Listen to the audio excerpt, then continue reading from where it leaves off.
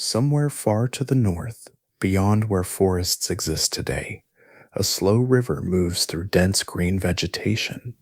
The air is warm, heavy, and still, holding moisture in a way that makes every breath feel thick. There is no ice anywhere on the planet. Not at the poles, not on mountains, not hidden beneath shadow. In the water, barely moving, something waits, a crocodile, not as an anomaly, not as a fossil, as part of the ecosystem. This is the Arctic, roughly 50 million years ago, and it does not resemble anything we would recognize today. There was a time when this region was warmer than modern Florida, not for a season or a brief interval, but for millions of years without interruption. Palm trees grew in regions that now spend half the year in darkness. Vast inland seas covered what are now continental interiors. The boundaries between tropical and polar environments did not exist in any meaningful sense. The entire planet was operating under a different set of rules, shaped by a climate system that had settled into a state far warmer than anything in modern human experience. On average, global temperatures were roughly 14 degrees Celsius higher than they are now, not locally, everywhere. And before this world reached its peak, something even more abrupt happened. Around 56 million years ago, global temperatures surged by between 5 and 8 degrees Celsius in roughly 20,000 years. In geological terms, that is almost instantaneous. This event is known as the Paleocene-Eocene Thermal Maximum, and it is the closest parallel in Earth's history to the kind of shift the planet is beginning to experience again. That is where the real questions begin. What released that much carbon into the atmosphere that quickly, and what chain of processes allowed it to keep building? What does a world with no ice actually look like from the ground? Not in diagrams or models, but as a living environment. Which species adapted to it, which diminished, and which disappeared entirely? And once the system crossed that threshold, what stopped it? Because it did stop, eventually. And whatever mechanism pulled the planet back from that state is just as important as the one that pushed it there. This is not a distant or abstract past. It is a record, written into rock layers, ocean sediments, and the chemistry of ancient atmospheres, still being studied because the pattern it reveals is not unfamiliar. But before we start, let me know in the comments if you have any topic suggestions you would like me to cover in future videos.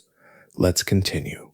In the long quiet after the Great Extinction, the planet settles into a different rhythm, not empty, not broken, but rearranged. Forests stretch outward without interruption, their canopies knitting together across continents, reaching toward latitudes that would feel unfamiliar today. Light filters through layers of leaves that never quite open into clear sky, and beneath them, the ground remains shaded, damp, and densely alive. This is the Paleocene, a span of 10 million years following the disappearance of the last non-avian dinosaurs. The world is warmer than the one known now, though not yet pushed to extremes. The air carries more heat, more moisture, and more carbon dioxide, held at levels far above the quiet balance that would come much later. It is a system already leaning, though still holding itself together with a kind of fragile stability. Across this continuous green expanse, mammals move quietly through the undergrowth.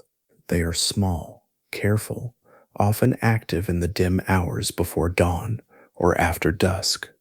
Their forms are varied, but their presence remains subtle, woven into niches left behind by creatures that no longer walk the earth.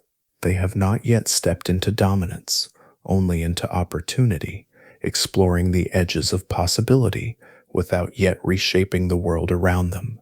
Grass does not exist here. There are no open plains, no sweeping horizons broken by wind. Every surface is claimed by forest, layered and thick, pressing outward toward the poles. Even regions that would one day become cold and sparse remain enclosed in vegetation, their boundaries softened by warmth that reaches far beyond modern expectations.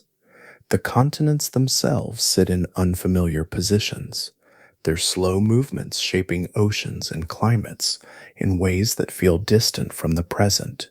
The Atlantic Ocean is narrower, still widening with steady persistence. India drifts alone across open water, moving northward toward an inevitable meeting with Asia. Antarctica remains partially connected to South America, allowing currents of warmth to circulate more freely across southern latitudes. Small ice caps persist, fragile and limited, clinging to higher elevations and select polar regions. They offer only a modest restraint, a faint cooling influence that prevents the system from tipping further. Their presence is enough to anchor certain patterns, though not enough to dominate them. Beneath the surface, the oceans move differently. Currents that now guide storms and seasons follow alternate paths shaped by the positions of continents and the depth of seaways. Warm water travels along routes that would seem unfamiliar, distributing heat across the globe with a quiet efficiency that blurs the sharp contrasts between equator and pole. In this arrangement, everything feels prepared, though nothing announces itself. The atmosphere holds more carbon than it should comfortably carry. The land is saturated with life, but structured in a way that leaves little room for release. The oceans circulate heat with a balance that depends on geography, that will not remain fixed. It is a world not in crisis, yet not entirely at ease. Each element sits within a delicate alignment, stable enough to persist, but sensitive to disruption. The conditions are set, the components in place, the boundaries quietly defined. Somewhere within this balance, the system waits, not in anticipation, but in readiness, holding the possibility of change within its own structure, as though the next shift is already written into the way everything has been arranged. A thin boundary runs through stone laid down across distant oceans and ancient continents, a quiet line where chemistry shifts all at once. It appears in sediments taken from deep beneath the Pacific, in layers beneath the Atlantic, in soils that once lay exposed to open air. The materials change not in texture or color alone, but in something more subtle, a rearrangement in the very balance of carbon itself. Within that boundary, the proportion between carbon-12 and carbon-13 tilts sharply. The lighter form becomes suddenly more abundant, leaving a signature that spreads across the entire planet at the same moment in geological time. This shift is preserved in microscopic shells, in fossilized teeth, in the compacted remains of ancient ground. Each record carries the same quiet message, written independently yet aligned with remarkable precision. The source of this signal is not small. It represents a release of carbon so large that even its lower estimates stretch beyond familiar scales. Between 2,000 and 10,000 gigatons of carbon enter the atmosphere during this interval, an addition vast enough to alter the chemistry of air and water alike. The numbers remain debated, shaped by different lines of evidence, but their magnitude holds steady across every interpretation. The pace of this change unfolds across a span that in geological terms passes almost instantly, within roughly 20,000 years, perhaps less. The bulk of this carbon moves from its place of storage into circulation. The atmosphere absorbs it, the oceans begin to take it in, and the balance that it held for millions of years begins to shift. As carbon dioxide accumulates in the air, the planet responds. Global temperatures rise by 5 to 8 degrees Celsius, layered on top of an already warm world. The change does not remain confined to the surface. It reaches downward, carried by currents and mixing waters, into the deep ocean, where stability usually resists rapid transformation. In that deep, dark environment, the temperature climbs by 4 to 5 degrees Celsius. This is a place where change is typically slow, where vast volumes of water buffer against sudden disturbance. A shift of this magnitude signals something profound, a force strong enough to penetrate even the most stable reservoirs of the climate system. The evidence rests in the shells of foraminifera, tiny organisms that lived and died in those depths. Their calcium carbonate structures record the temperature of the water around them, preserving it with quiet fidelity. Layer by layer, they trace a warming that unfolds alongside the rising carbon, a parallel record etched into the ocean floor. At the surface, the effects extend further still. Warmer air holds more energy, more moisture, and the gradients that once guided circulation begin to soften. The difference between regions narrows, and heat spreads more evenly across the planet, altering patterns that had long remained consistent. What emerges from this boundary is not a single isolated signal, but a convergence of evidence, each piece reinforcing the others. The isotopic shift, the temperature rise, the synchronized timing across distant locations, all point toward a single conclusion. A vast quantity of carbon entered the atmosphere in a relatively brief span, and the planet adjusted in response. The cause of the warming becomes clear through this alignment, yet the origin of the carbon itself remains less certain. It is not recorded directly in the rocks with the same clarity as its effects. Instead, it lingers as an absence, a space where multiple possibilities rest within the limits of evidence. The boundary holds its place in the record, a quiet marker of transformation, where the balance of carbon changed and the world followed. Far beneath layers of rock that seem still and permanent, there are moments when the planet reshapes itself with quiet persistence, heat moving upward through fractures, pressure building in places no surface life could sense. Around 56 million years ago, one of those moments was already underway along the margins of a young ocean where the crust stretched and thinned across what is now the North Atlantic. There, vast volumes of molten rock rose and spilled outward, forming the North Atlantic igneous province. Lava spread across land and seafloor in repeated flows, releasing carbon dioxide directly into the atmosphere as it cooled. Beneath these eruptions lay sedimentary layers rich in organic material, deposits formed long before, now exposed to intense heat.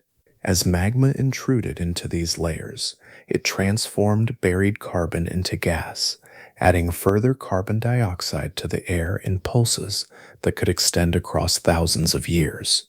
At the same time, the ocean floor held another form of carbon, stored not as rock, but as a fragile structure of ice and gas. In cold, high-pressure environments, methane molecules became trapped within crystalline cages of water, forming methane hydrates that lay embedded in sediments across vast stretches of the deep sea floor. These deposits remain stable only within narrow conditions, held in place by the balance of temperature and pressure that defined the depths. A slight warming of deep waters could begin to loosen that structure. As temperatures rose, even by small degrees, the crystalline cages would begin to break apart, releasing methane upward into the ocean and eventually into the atmosphere. Methane, far more efficient at trapping heat than carbon dioxide over short timescales, could amplify warming quickly, allowing a relatively modest release to exert a disproportionate influence on global temperature. The geometry of Earth's orbit may have played a quieter role, shaping how sunlight was distributed across the planet. Cycles in orbital eccentricity, axial tilt, and precession altered the intensity and timing of seasons. At certain configurations, these patterns could favor slightly warmer conditions, not dramatic on their own, but sufficient to nudge already sensitive systems toward instability. In such a state, even a gentle shift in solar distribution could begin to weaken the stability of methane hydrates, resting in deep sediments. There is also evidence, though more uncertain, of material arriving from beyond the planet.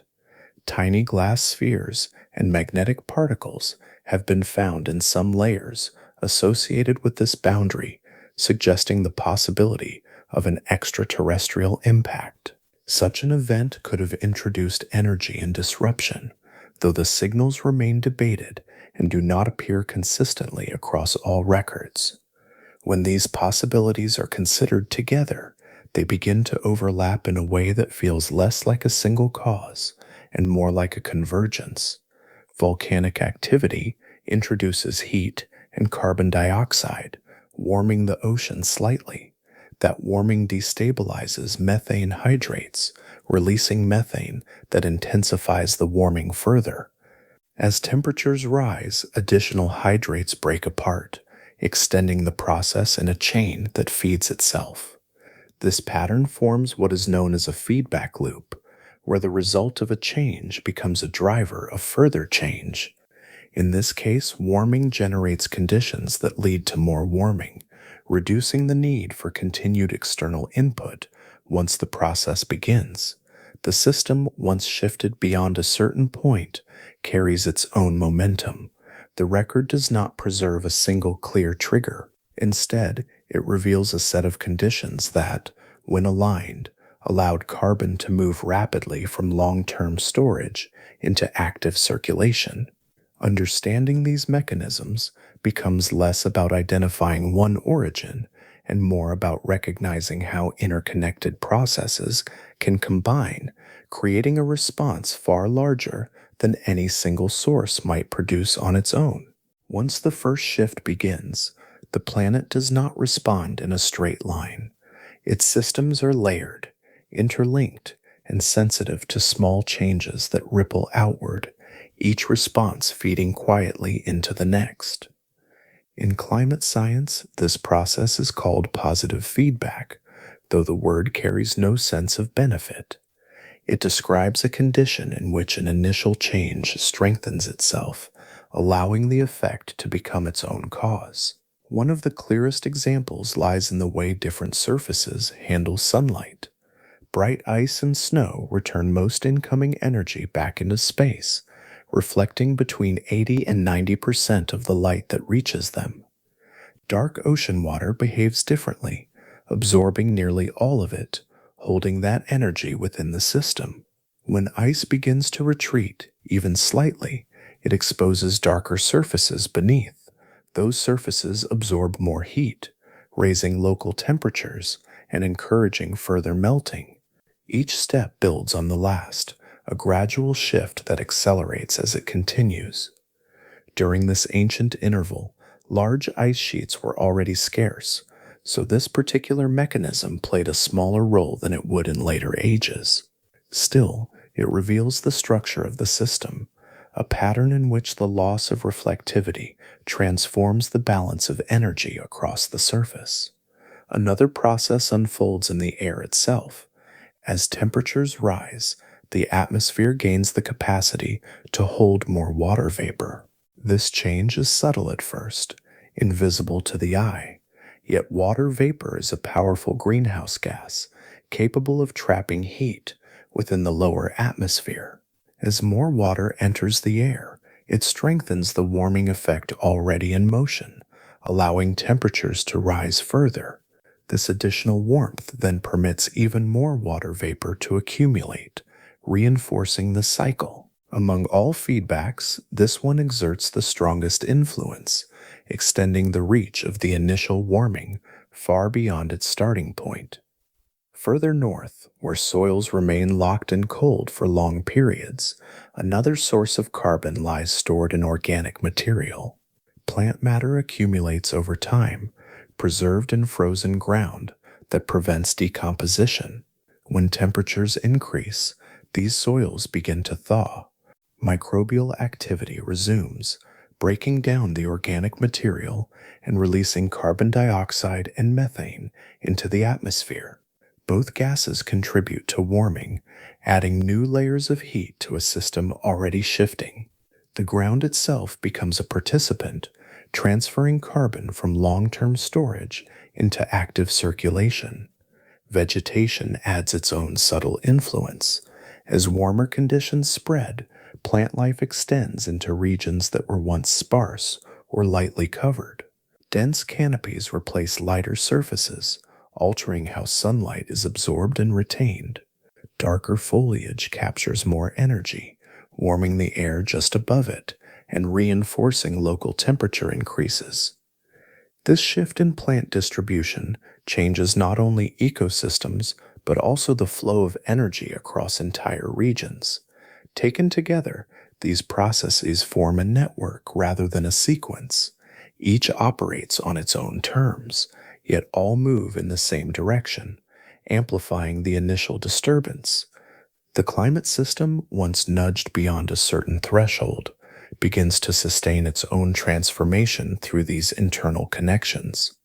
The result is not a single surge, but a layered progression, where warming feeds upon itself through multiple pathways. Air, water, soil, and vegetation all contribute, each responding to change while also extending it. Within this interconnected structure, the planet becomes an active participant in its own alteration, carrying the effects of the initial carbon release far beyond what that release alone might have produced.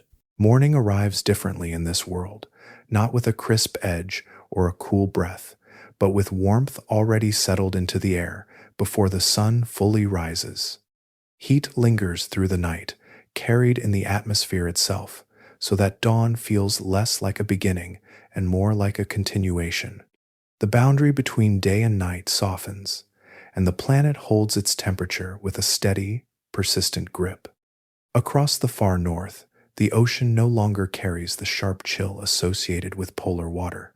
Surface temperatures reach around 23 degrees Celsius, comparable to modern seas much farther south. The distinction between tropical and polar regions fades, not entirely erased, but reduced to a gentle gradient rather than a stark divide.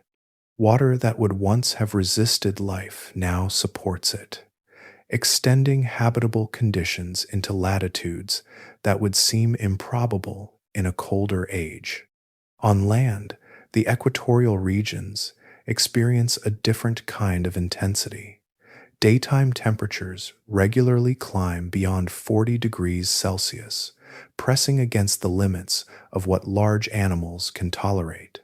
Evidence preserved in fossil leaves and ancient soils suggests that some areas approach thresholds where sustained activity becomes difficult. Heat settles heavily over these regions, shaping behavior and restricting movement to cooler intervals. Far from the equator, vegetation follows the warmth. Pollen records reveal the presence of palm trees and other tropical plants in places aligned with modern Alaska and Norway. These species spread into territories that would later become inhospitable to them, carried by conditions that no longer confine them to narrow bands. The boundaries of climate zones dissolve, allowing ecosystems to extend into unfamiliar ground.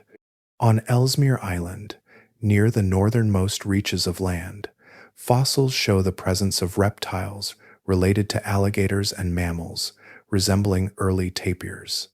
These animals move through environments that support year-round survival, despite the extended darkness of polar winters. The absence of freezing conditions allows life to persist through cycles that would otherwise impose severe limits. Rainfall patterns shift alongside temperature. A warmer atmosphere holds more moisture, yet releases it unevenly. Some regions receive abundant precipitation, transforming landscapes that might later become dry into areas of sustained wetness. Elsewhere, patterns of circulation change in ways that reduce rainfall, introducing long periods of dryness where moderate conditions once prevailed.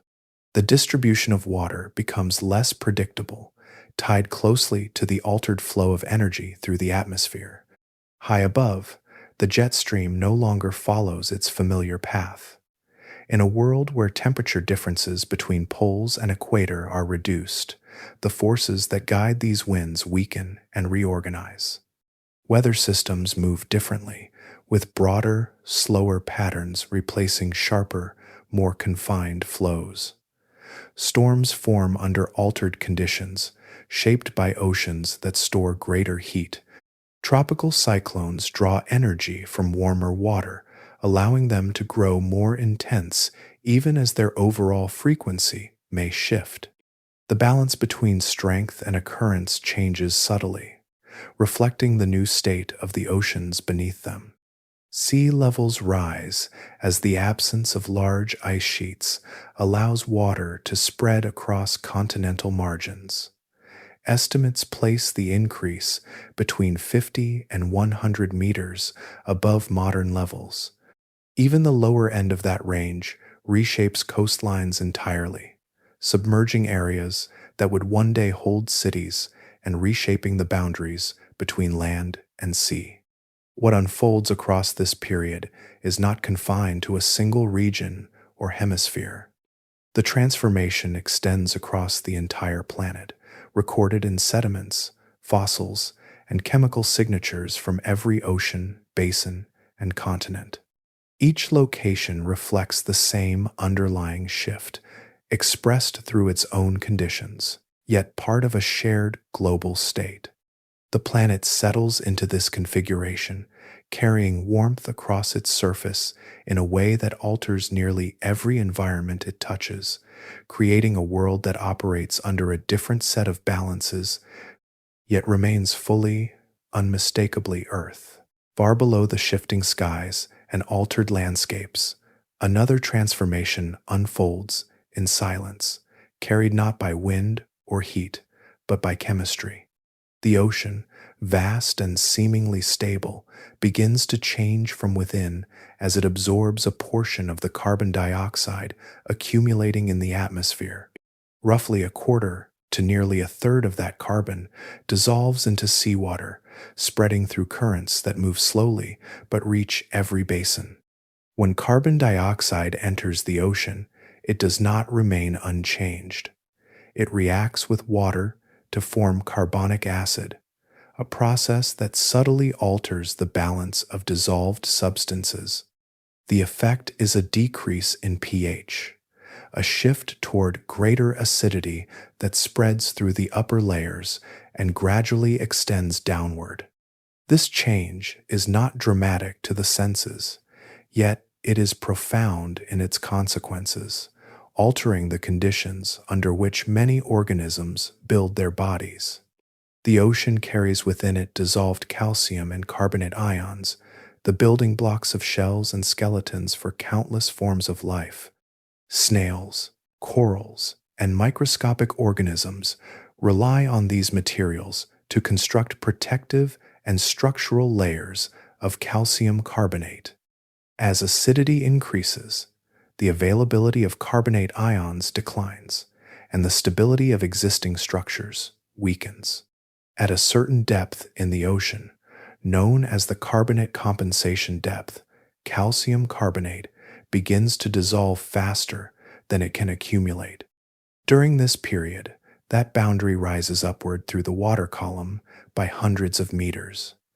Regions that once allowed shells to settle intact onto the seafloor become zones where they dissolve before reaching it. The ocean begins to erase its own record of life, dissolving remains that would otherwise have been preserved. This process leaves a distinct imprint in the geological record. Beneath the boundary, sediments are rich in pale, carbonate material, built from countless generations of marine organisms.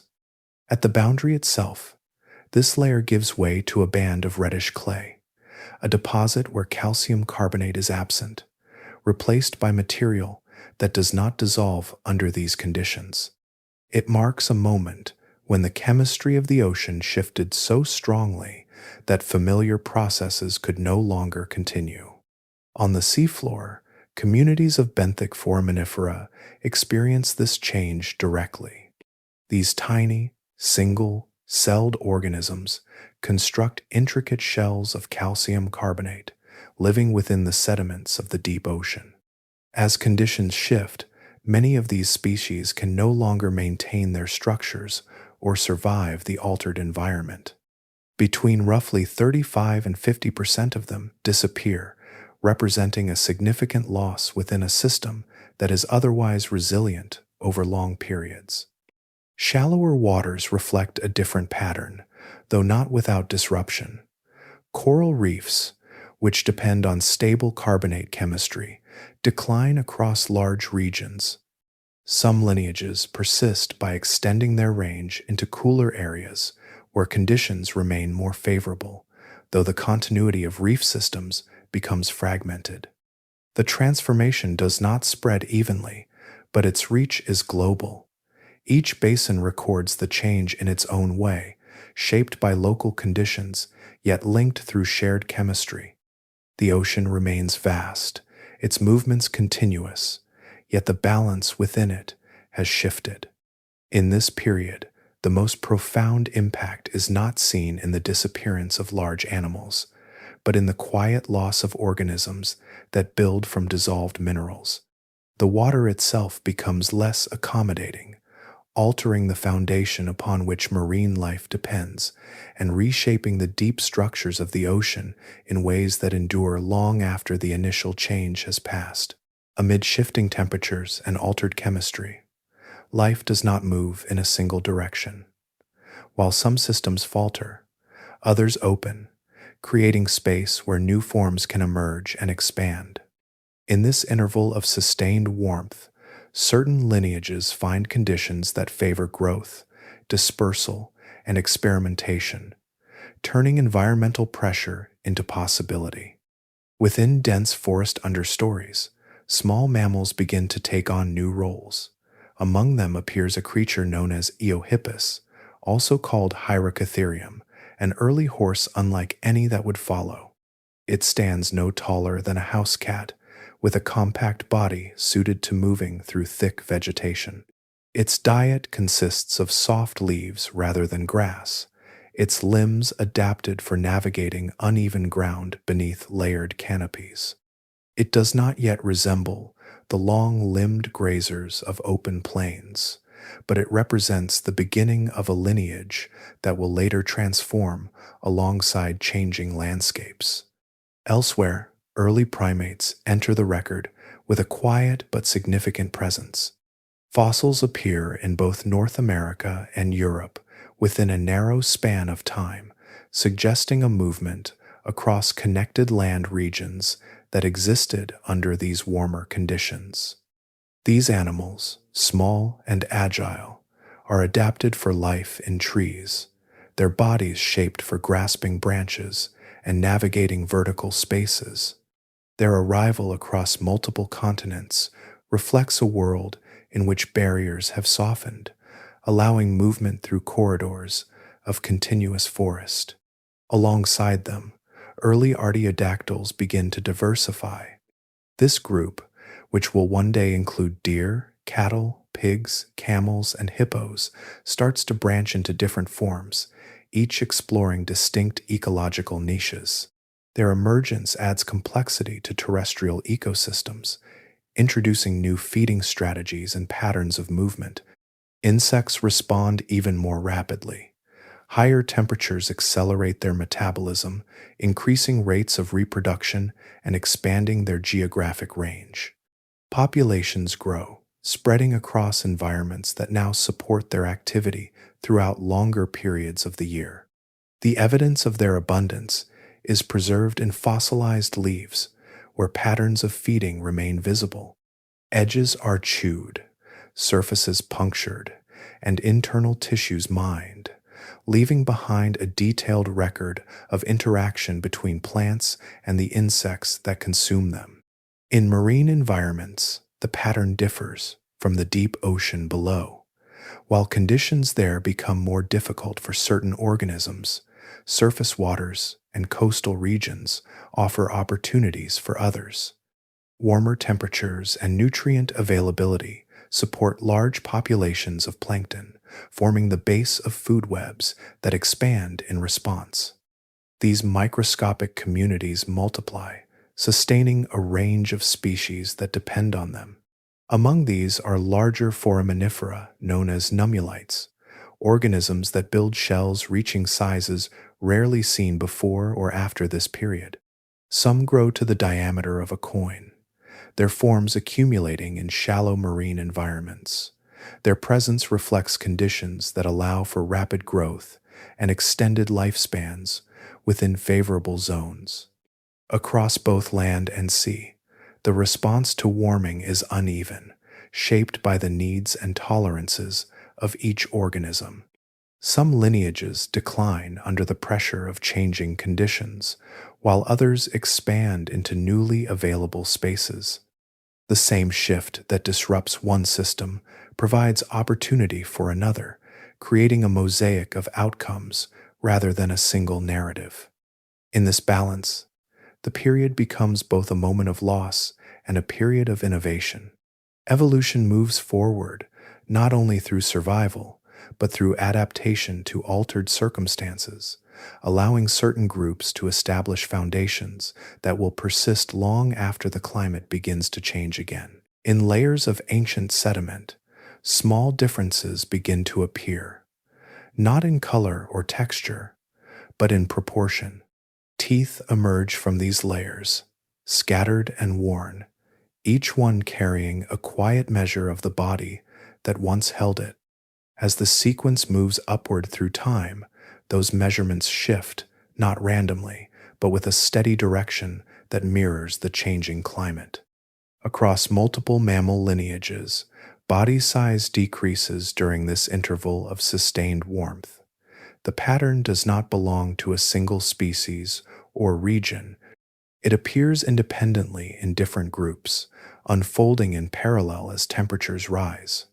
Later, as conditions begin to moderate, the same lineages increase in size once more, returning toward their earlier forms.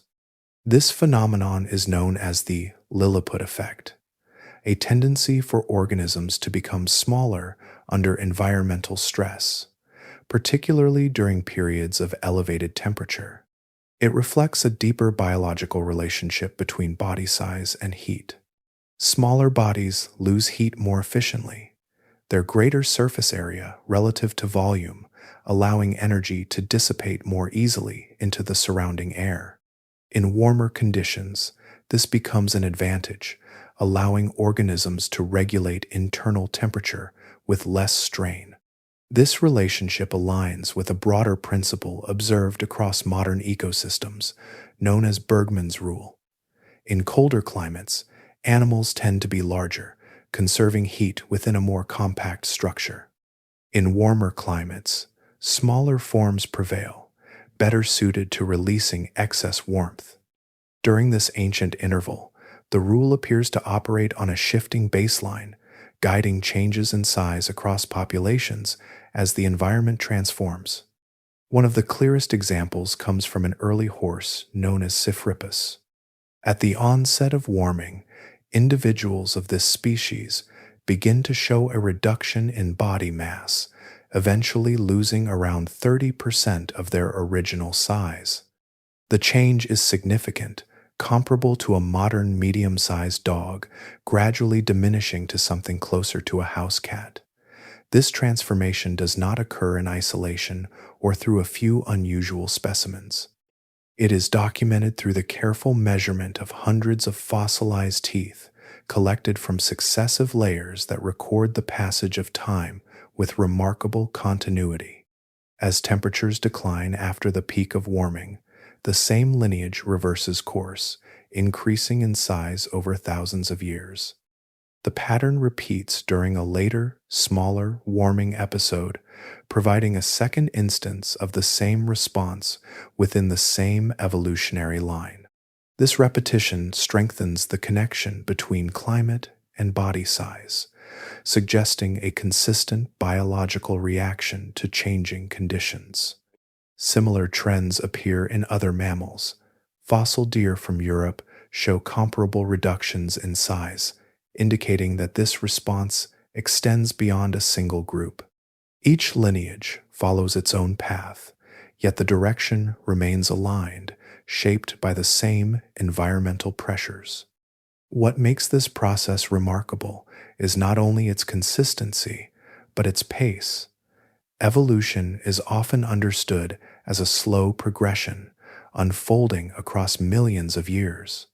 Here, measurable changes occur within tens of thousands of years, a brief interval in geological terms. Populations adjust their physical form in response to shifting temperatures, guided by natural selection acting on traits that influence survival and reproduction. In the present, similar patterns begin to emerge in certain populations.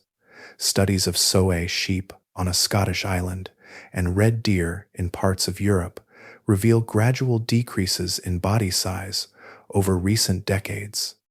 The changes are subtle, yet measurable, hinting at a process that may be unfolding once again under modern conditions.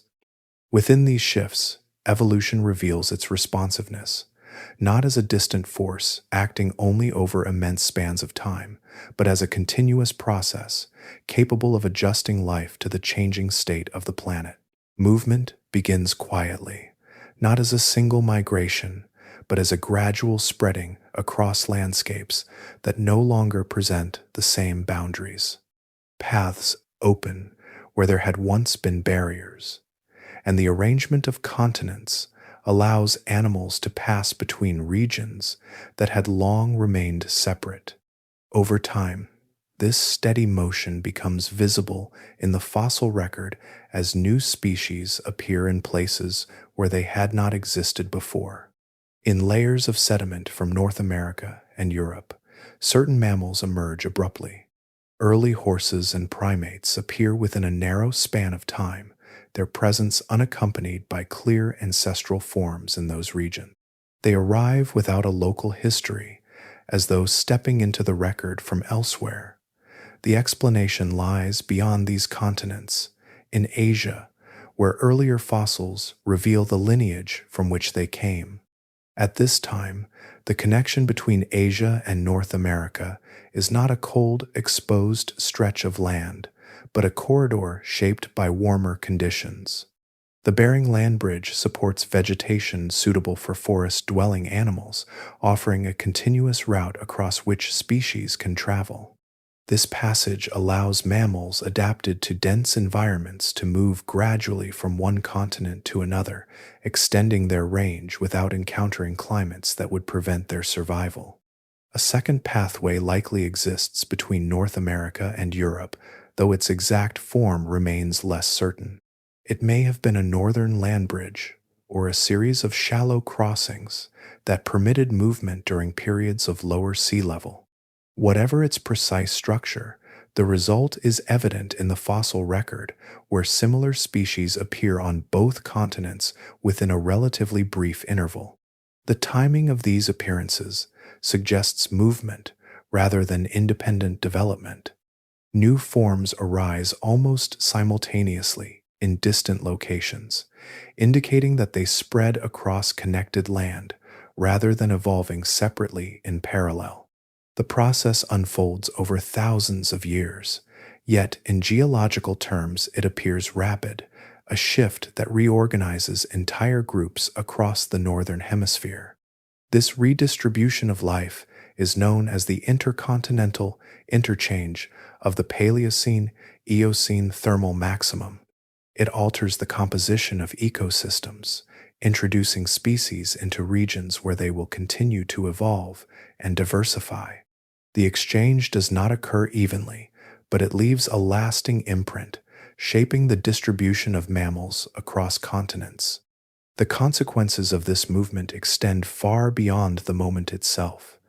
Horses, which begin their journey across these corridors, establish populations in North America that will persist for millions of years before later disappearing and eventually returning through human action. Primates, carried along similar routes, reach environments where their descendants will follow paths that lead toward increasingly complex forms. The connections formed during this period allow lineages to expand beyond their original boundaries, setting in motion developments that will continue long after the climate that enabled their movement has shifted again. Each migration adds to a larger pattern, in which the arrangement of land and climate directs the flow of life across the planet. In this way, the warming does more than alter temperature. It reshapes geography in terms of accessibility, transforming continents into parts of a more connected system. Animals follow these pathways without awareness of the broader pattern, moving according to local conditions, yet contributing to a global redistribution. Within this network of movement, the foundations of future ecosystems take shape, carried forward by species that crossed from one world into another under conditions that existed only for a limited span of time. At the edge of the northern world, where modern maps fade into ice and silence, the ground holds a different memory. Ellesmere Island, now defined by cold and distance, carries within its rock the imprint of a landscape that no longer exists. Beneath layers shaped by frost and wind lie traces of leaves, bones, and soil that speak of a time when this place belonged to a far warmer Earth. In that earlier interval, the island supported dense subtropical forest. Fossilized palm fronds appear among the preserved remains, their shapes unmistakable despite the passage of millions of years. Alongside them are bones of reptiles related to alligators and mammals resembling early tapirs, species that depend on warmth for survival. Their presence at a latitude close to the North Pole reflects conditions that extend beyond simple warming, reaching into a reorganization of the entire climate system. Estimates of average temperature in this region during the early Eocene suggest values 10 to 14 degrees Celsius higher than today. Such warmth allows cold-blooded reptiles to remain active throughout the year, inhabiting environments that would otherwise impose strict limits on their range. The forest itself provides shelter and continuity, its canopy moderating the ground below and maintaining a stable local environment. Yet one aspect of this setting remains difficult to reconcile. The island still experiences polar night, a period of continuous darkness lasting for months. During this time, sunlight does not reach the surface, and temperatures would typically fall beyond the tolerance of reptiles that rely on external heat. Despite this, the fossil record indicates their sustained presence, suggesting that the conditions of winter differed fundamentally from those of the present. One explanation proposes that winter temperatures remained mild enough to prevent freezing, allowing reptiles to enter a state similar to torpor. In this reduced state of activity, they could endure the darker months without the need for continuous external heat. The surrounding forest may have played a role as well, its structure retaining warmth near the ground and buffering against temperature fluctuations. Far to the south, Antarctica reveals a similar transformation. Fossilized wood recovered from this continent shows distinct growth rings, indicating that trees experienced seasonal variation in light and growth rate. These rings reflect periods of slower development during darker months, yet they do not show signs of complete dormancy or death. The forest persisted through the cycle, adapting to the absence of sunlight without succumbing to freezing conditions. Pollen preserved in Antarctic sediments identifies plant species related to modern Araucaria pines and southern beeches. These trees still exist today in regions of South America and Australasia, remnants of a once continuous distribution that extended across the southern continents. Their ancient presence in Antarctica suggests a broader forest network that encircled the planet at higher latitudes. The evidence from both poles reveals a pattern that challenges expectations shaped by the modern world. Warmth during this period is not confined to equatorial regions, but distributed in a way that reduces the contrast between latitudes. Energy moves through the system with a balance that allows even the most remote areas to support complex ecosystems. These polar forests stand as records of a climate that operates under different rules, where the boundaries of habitability shift outward, and environments once considered extreme become part of a broader continuum of life. The past does not speak in words, yet it leaves behind a record written in structure, chemistry, and form.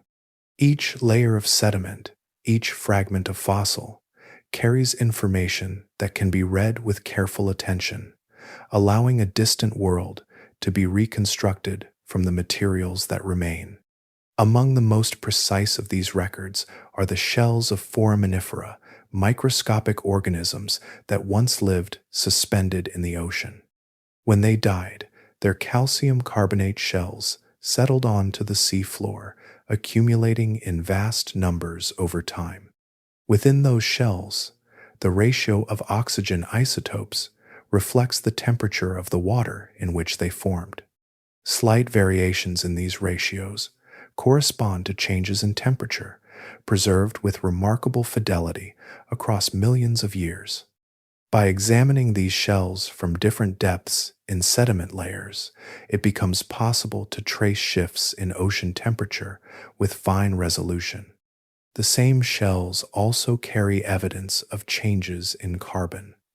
The balance between carbon-12 and carbon-13 within their structure records the composition of the surrounding environment.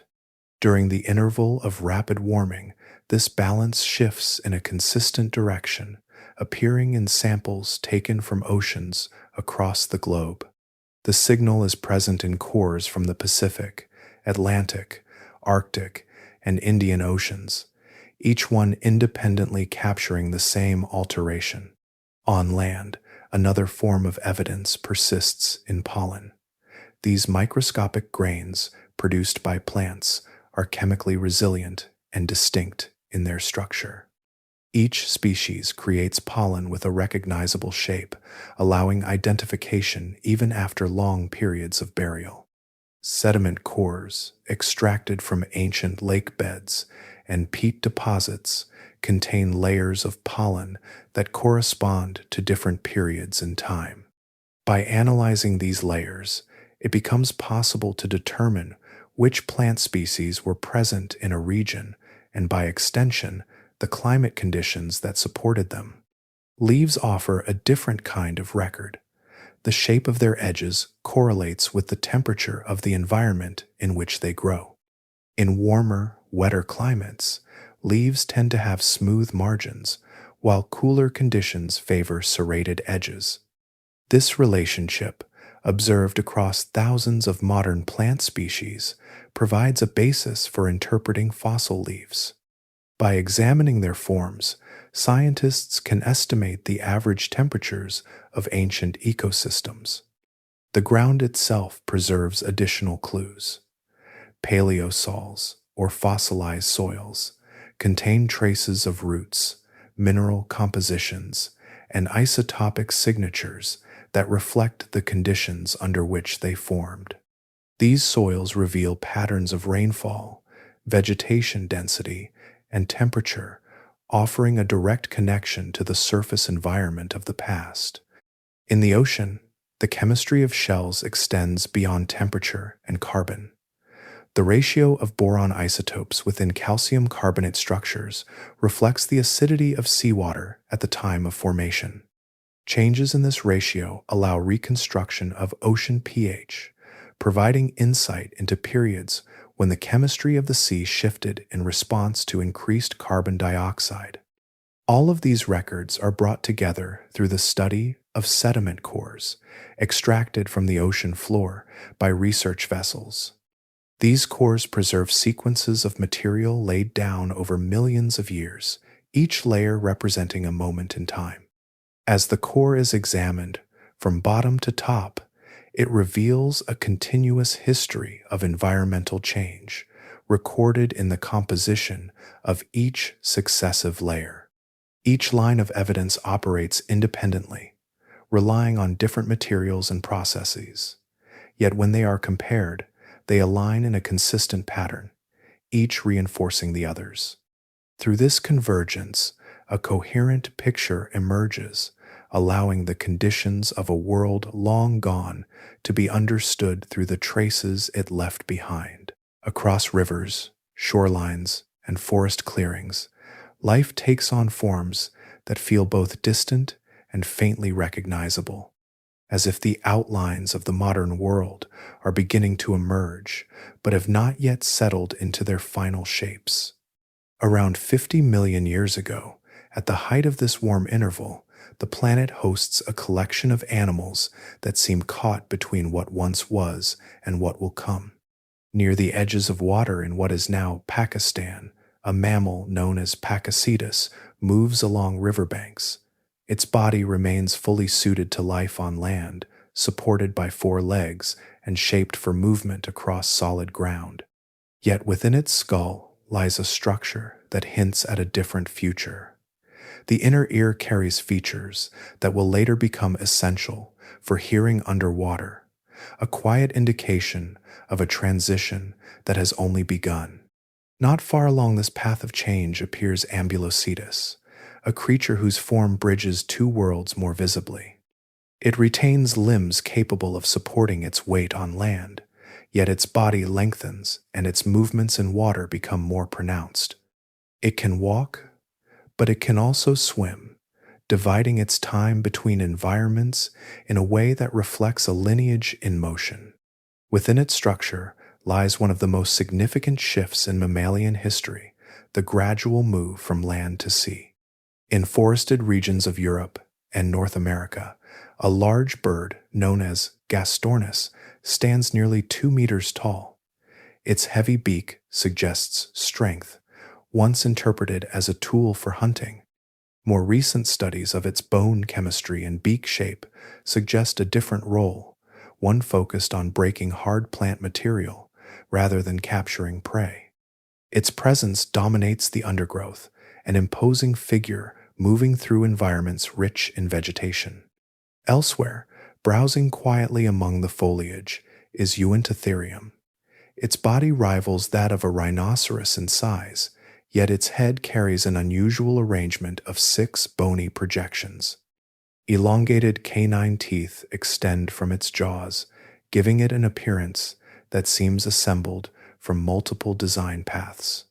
Despite this unusual form, it persists successfully, feeding on vegetation and occupying a stable place within its ecosystem. Smaller creatures also reflect the conditions of this time. In deposits from what is now Wyoming, the remains of a queen ant known as Titanomyrma lube reveal an insect of considerable size, reaching lengths of around 5 centimeters. Such growth becomes possible in a climate that supports high metabolic activity and sustained warmth across regions that would later become more temperate.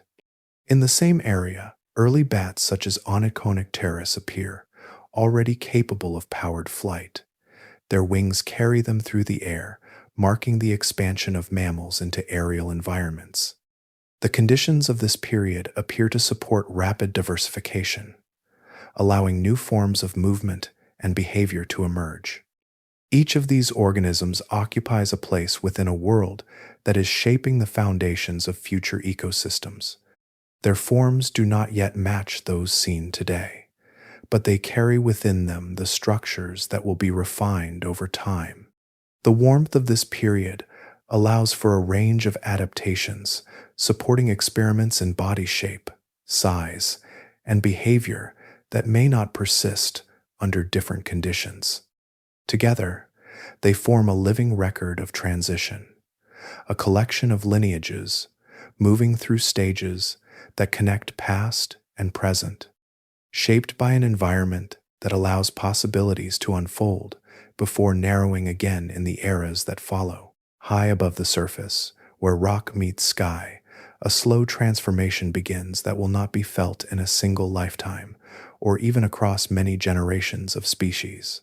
The change does not arrive as a sudden shift, but as a gradual rebalancing, unfolding across millions of years as the planet adjusts the forces that had once allowed warmth to spread so widely.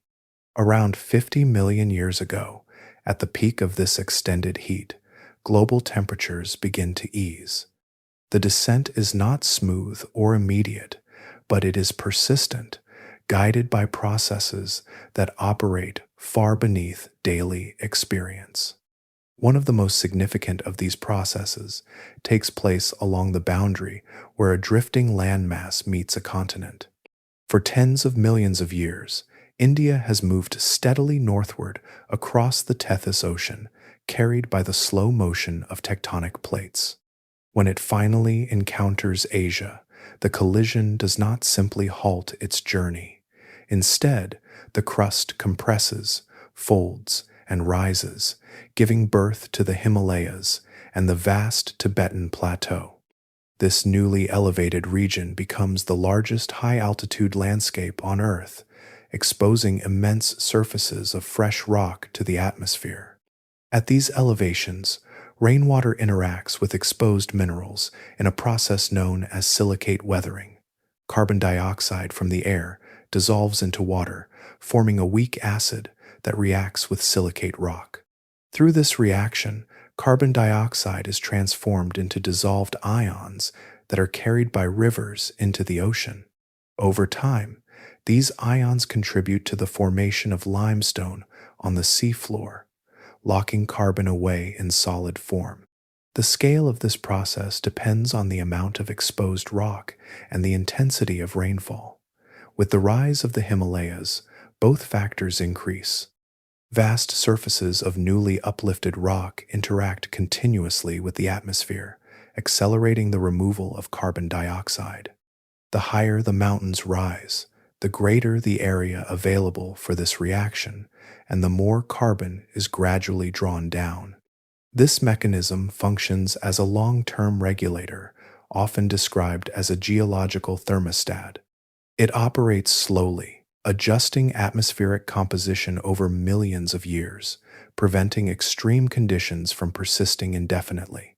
Through this steady process, the excess carbon that once contributed to widespread warmth begins to diminish.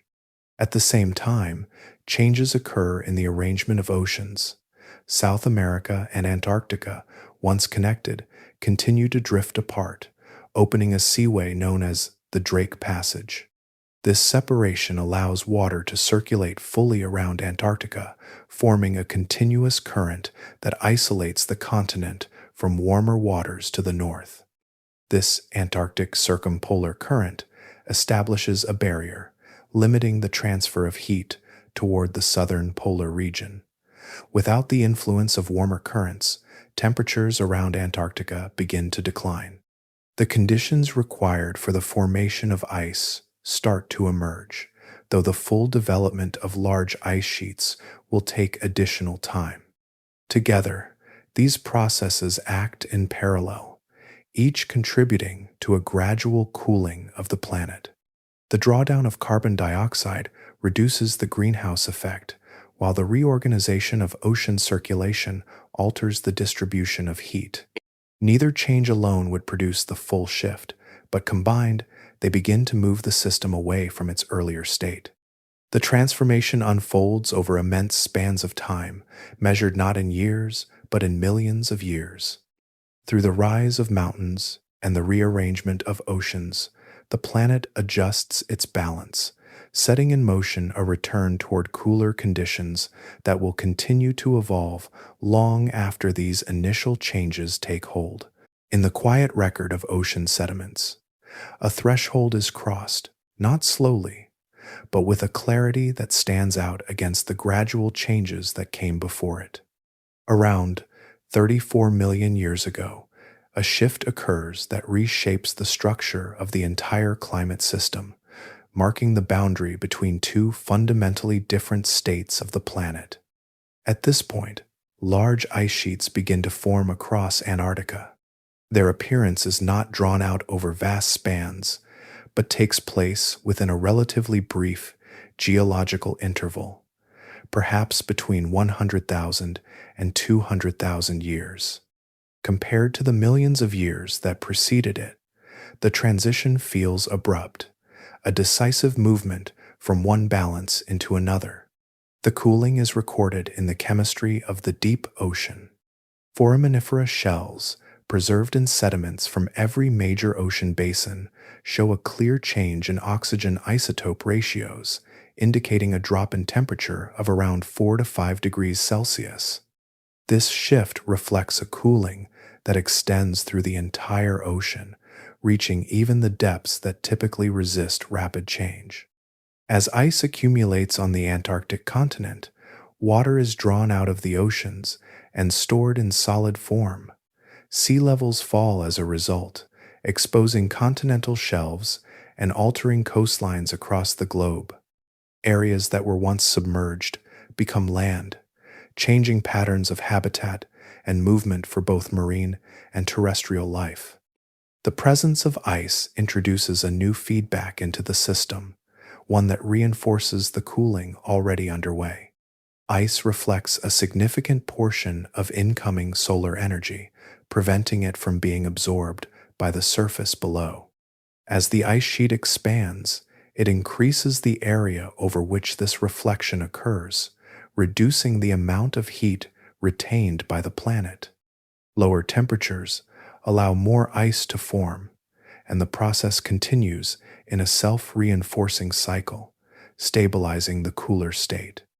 On land, the consequences of this transition appear in the fossil record as a broad reorganization of life. In Europe, a major turnover occurs, often referred to as the Grand Coupure or the Great Break. Species that had been adapted to warmer, stable conditions decline, replaced by animals better suited to cooler and more variable climates. These new arrivals move into the region from Asia, crossing land bridges exposed by falling sea levels. Many of the earlier species, shaped by long periods of consistent warmth, are unable to adjust to the new conditions. Their specialized adaptations become limitations in an environment that now demands greater tolerance for temperature variation. As a result, they disappear from the record, leaving space for lineages that can persist under the emerging climate.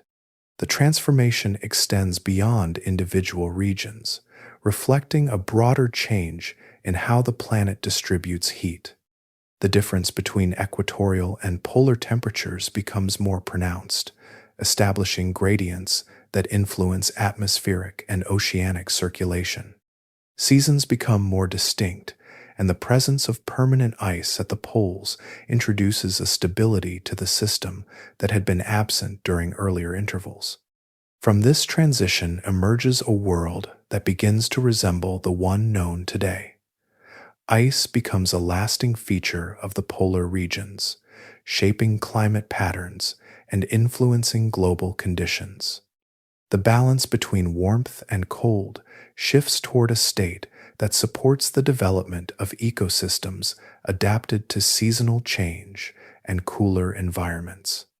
This moment stands as a turning point, where the long warmth of the earlier period gives way to a cooler, more structured climate, setting the stage for the patterns that will define the planet for millions of years to come.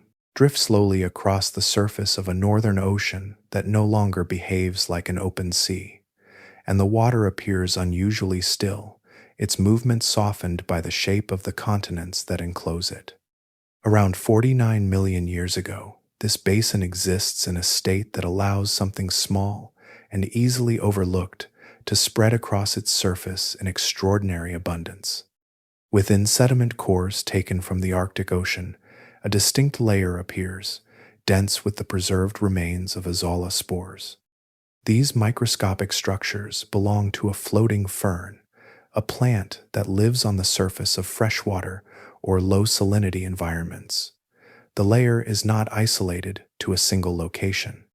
It extends across the entire basin, a continuous record of a biological event that unfolded on a vast scale. Azolla possesses characteristics that allow it to respond rapidly to favorable conditions. It grows quickly in warm, nutrient-rich water, expanding across the surface in dense mats. It forms a partnership with microorganisms that enable it to fix nitrogen directly from the atmosphere, allowing it to thrive without relying on external nutrient sources. Under ideal circumstances, its mass can double within a matter of days, spreading outward until it covers large areas. During this period, the Arctic Ocean is not fully connected to the global ocean system. Surrounded by land on multiple sides, it becomes partially enclosed, limiting the exchange of water with other basins.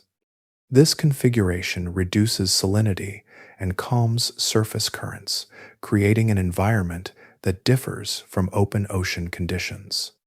The water becomes warmer and more stable, forming a setting that supports sustained growth of floating vegetation. In such an environment, Azolla can expand across the surface, forming extensive layers that persist over long periods. As the plants grow, they draw carbon dioxide from the atmosphere through photosynthesis, incorporating it into their structure. When they die, they sink into the water below. In this basin, the deeper layers contain limited oxygen, reducing the rate of decomposition. Instead of breaking down and returning their carbon to the atmosphere, the plant remains are buried in sediments, locking that carbon away. The accumulation of these remains over time creates the layer observed in sediment cores, a physical trace of repeated cycles of growth and deposition. If the extent and duration of this bloom were sufficient, it could have removed a meaningful amount of carbon dioxide from the atmosphere, contributing to the gradual cooling that follows this period. The exact scale of this influence remains uncertain. While the presence of the spore layer is clear, the degree to which it affected global carbon levels is still under discussion. Different lines of evidence suggest varying estimates, and the full impact may never be determined with complete precision. Yet the existence of such an event demonstrates that biological processes can operate at scales large enough to interact with the broader climate system. In more recent research, Azolla has drawn attention as a potential tool for carbon capture. Its rapid growth and capacity for carbon uptake, offering a model for how plant systems might contribute to managing atmospheric carbon. The ancient record provides an example of this process occurring naturally under conditions that allowed it to expand far beyond typical limits. Within this quiet layer of spores lies the record of a moment when a small organism, responding to its environment, became part of a larger planetary shift, its growth and burial woven into the gradual rebalancing of the Earth's climate.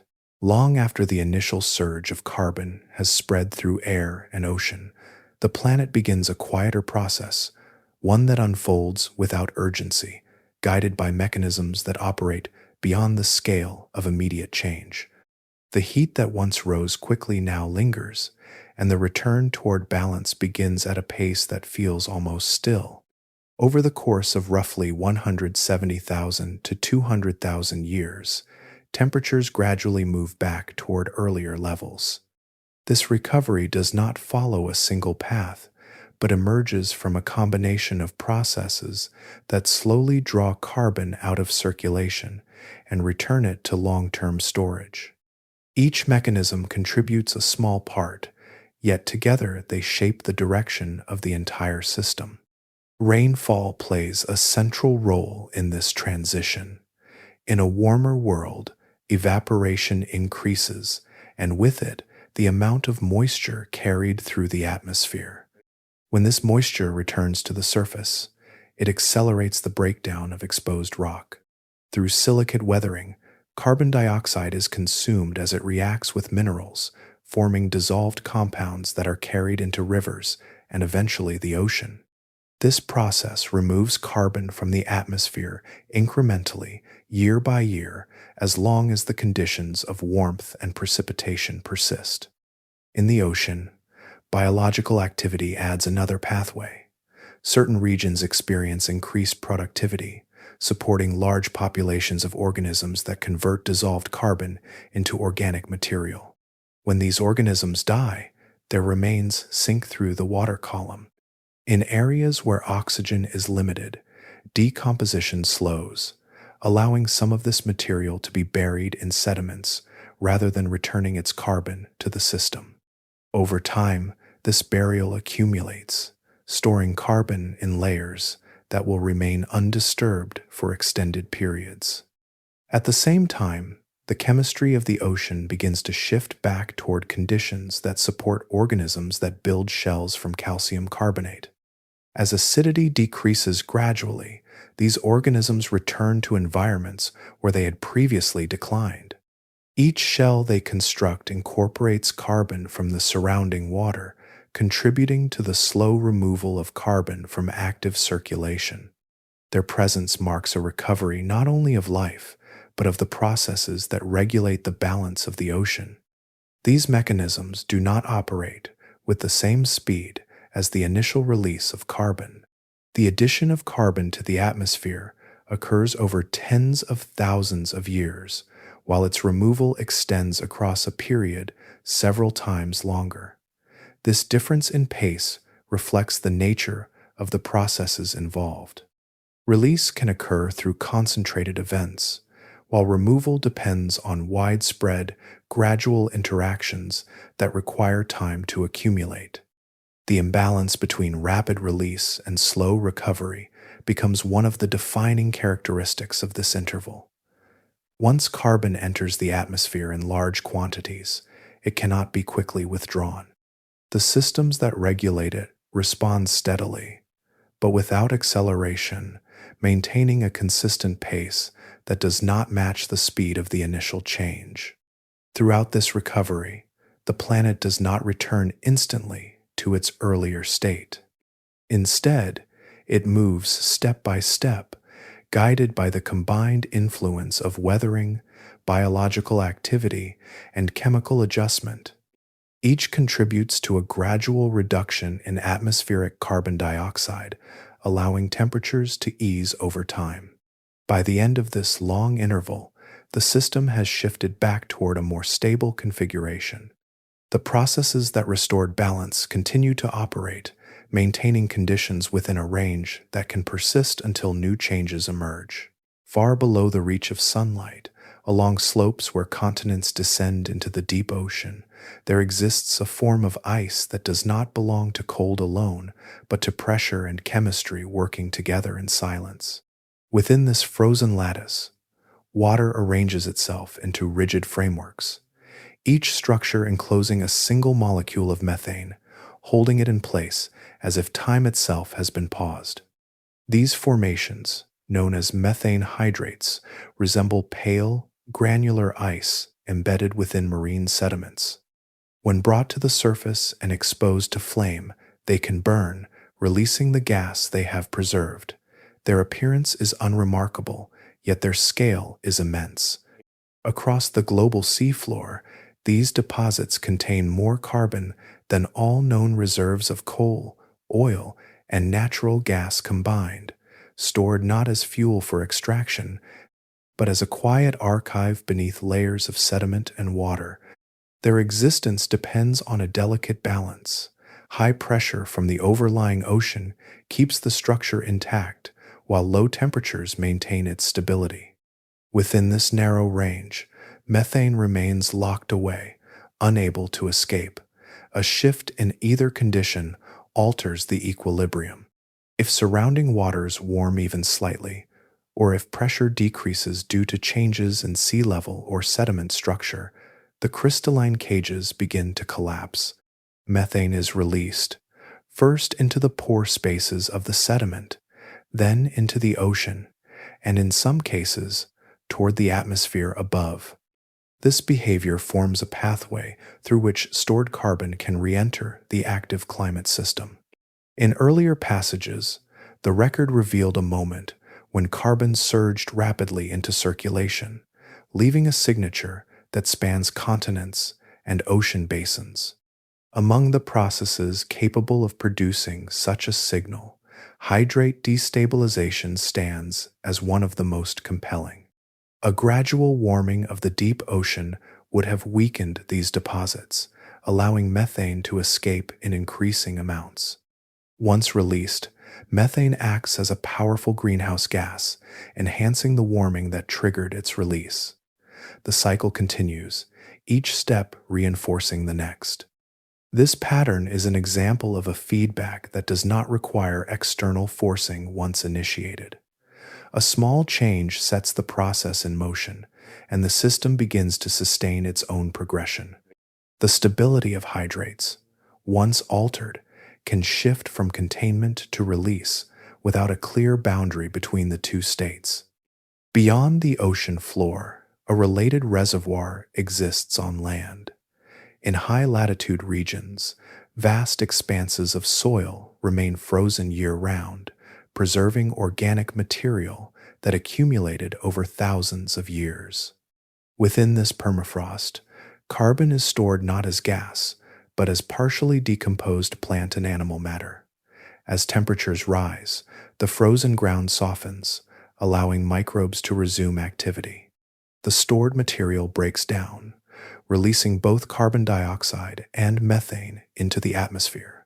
This terrestrial process operates differently from hydrate breakdown, yet it follows a similar principle. Warming initiates release, and release contributes to further warming. It unfolds across landscapes rather than beneath oceans, but its effect is connected to the same broader system. In recent decades, measurements of the deep ocean have shown a gradual increase in temperature. The changes remain modest, insufficient to trigger widespread destabilization of hydrate deposits, yet they move in a direction that reduces the margin of stability.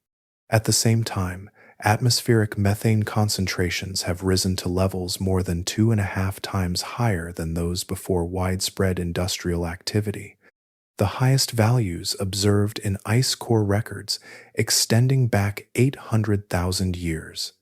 These observations do not indicate an immediate transformation, but they reveal a system that is shifting, slowly adjusting the boundaries that define where methane can remain contained and where it may begin to escape.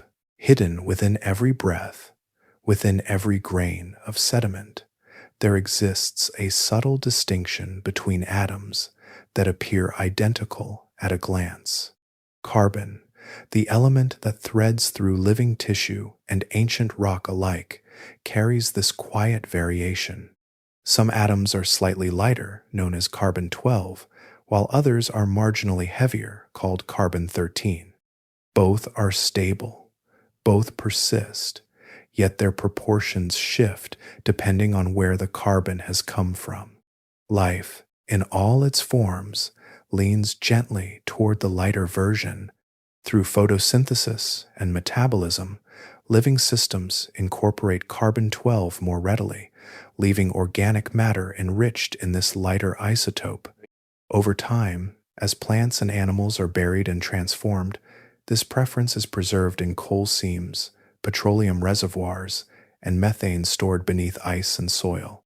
In contrast, carbon drawn from volcanic gases or dissolved from ancient carbonate rocks carries a different balance, one less influenced by the quiet bias of biology. When a large amount of organic carbon is released into the atmosphere, this balance changes. The proportion of carbon-13 decreases relative to carbon-12, not dramatically to the eye, but measurably to instruments capable of detecting the faintest shifts. This alteration does not remain confined to the air. It is absorbed by oceans, taken up by plants, and incorporated into the shells and skeletons of marine organisms. Everywhere carbon moves, the new ratio follows, leaving a consistent signal across the planet. In layers of sediment formed during a distant interval of warming, this signal appears with striking clarity. Marine microfossils, soil carbonates, and fossilized teeth all record a simultaneous drop in carbon-13 content, aligned precisely in time despite being separated by vast distances. The pattern is unmistakable, a coordinated imprint left by a rapid addition of carbon derived from once living material. It is known as a negative carbon isotope excursion, a phrase that describes both the direction of the shift and its origin. This same chemical signature can be detected in the present atmosphere. Measurements taken from air samples over recent decades reveal a steady decline in the proportion of carbon-13, mirroring the pattern preserved in those ancient layers. The explanation follows directly from the properties of the isotopes themselves. The carbon being added today carries the imprint of life, drawn from fuels formed over millions of years from buried organisms. As these fuels are burned, their isotopic composition mixes with the modern atmosphere, altering its balance in a way that can be traced with precision. This phenomenon is known as the Seuss effect, named for the scientist who first recognized it in the middle of the 20th century. It provides a direct chemical link between the carbon in fossil fuels and the carbon now accumulating in the air. Unlike other lines of evidence that rely on temperature records or physical observations, this signal is embedded within the atoms themselves, a fingerprint that cannot be reshaped by interpretation. The same type of isotopic shift appears in both the ancient record and the modern atmosphere, produced by the release of carbon that was once part of living systems. The mechanism is identical, the chemistry unchanged across millions of years. What differs is the pace at which the change unfolds and the origin of the release. In one case, the process emerged from natural interactions within the Earth system, unfolding over long intervals. In the other, the release is concentrated within a much shorter span, driven by deliberate extraction and combustion of stored carbon. Across time, the isotopes remain consistent witnesses, recording each change without preference or emphasis. They register only what occurs, preserving in their ratios a continuous account that connects distant epochs to the present moment. Numbers begin to take on meaning when they are placed against time, when change is no longer described only by how much, but by how quickly it unfolds. In the distant interval, already traced through sediment and fossil, carbon entered the atmosphere at a pace that, though rapid by geological standards, still moved across spans measured in thousands of years. Estimates suggest that during the initial phase of that event, carbon was added at a rate between 0.3 and 1.7 gigatons each year, a flow large enough to alter oceans and air, yet still governed by processes unfolding gradually across generations. In the present, the pace is different. Each year, human activity releases approximately 10 gigatons of carbon into the atmosphere. This number does not drift slowly across deep time, but accumulates within a single cycle of seasons, repeating again and again. When placed beside the earlier event, the comparison is not subtle. The modern rate exceeds that ancient range by factors that extend from 6 to 30 times faster, depending on where within the earlier estimates the comparison is made. This difference is not merely numerical, it defines how systems respond. In earlier passages, the record showed that even the slower release was sufficient to disrupt marine chemistry to such a degree that entire groups of organisms could not persist. Deep ocean communities, composed of delicate, calcifying life, experienced losses reaching between 35 and 50% of species. Their decline was not due to a single catastrophic moment, but to conditions shifting more rapidly than biological processes could accommodate. Adaptation operates through limited pathways. Species can move, seeking environments that remain within their tolerance. They can change over generations as traits better suited to new conditions become more common. They can adjust behavior in ways that buffer them against stress. Each of these responses requires time, measured not in moments, but in lifetimes and successive generations. When environmental change accelerates beyond those timescales, these mechanisms begin to falter. Across multiple intervals preserved in rock and ice, a consistent relationship emerges. The magnitude of change matters, yet the rate at which it occurs carries equal weight. Slower shifts allow ecosystems to reorganize, distributing stress across time. Faster shifts compress that process, forcing adjustment into narrower windows where fewer organisms can keep pace. The result is not simply transformation, but loss.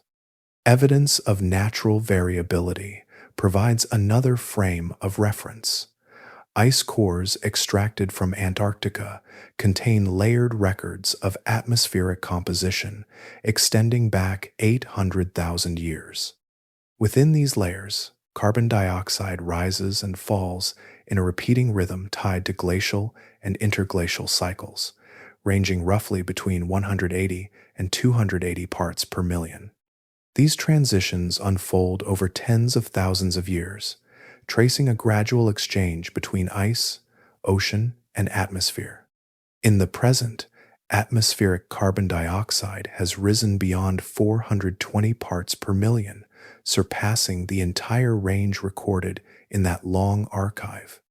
The transition from 280 to this higher level has occurred within roughly 200 years, a span so brief that it appears as a near vertical shift when placed alongside the slower oscillations of the past.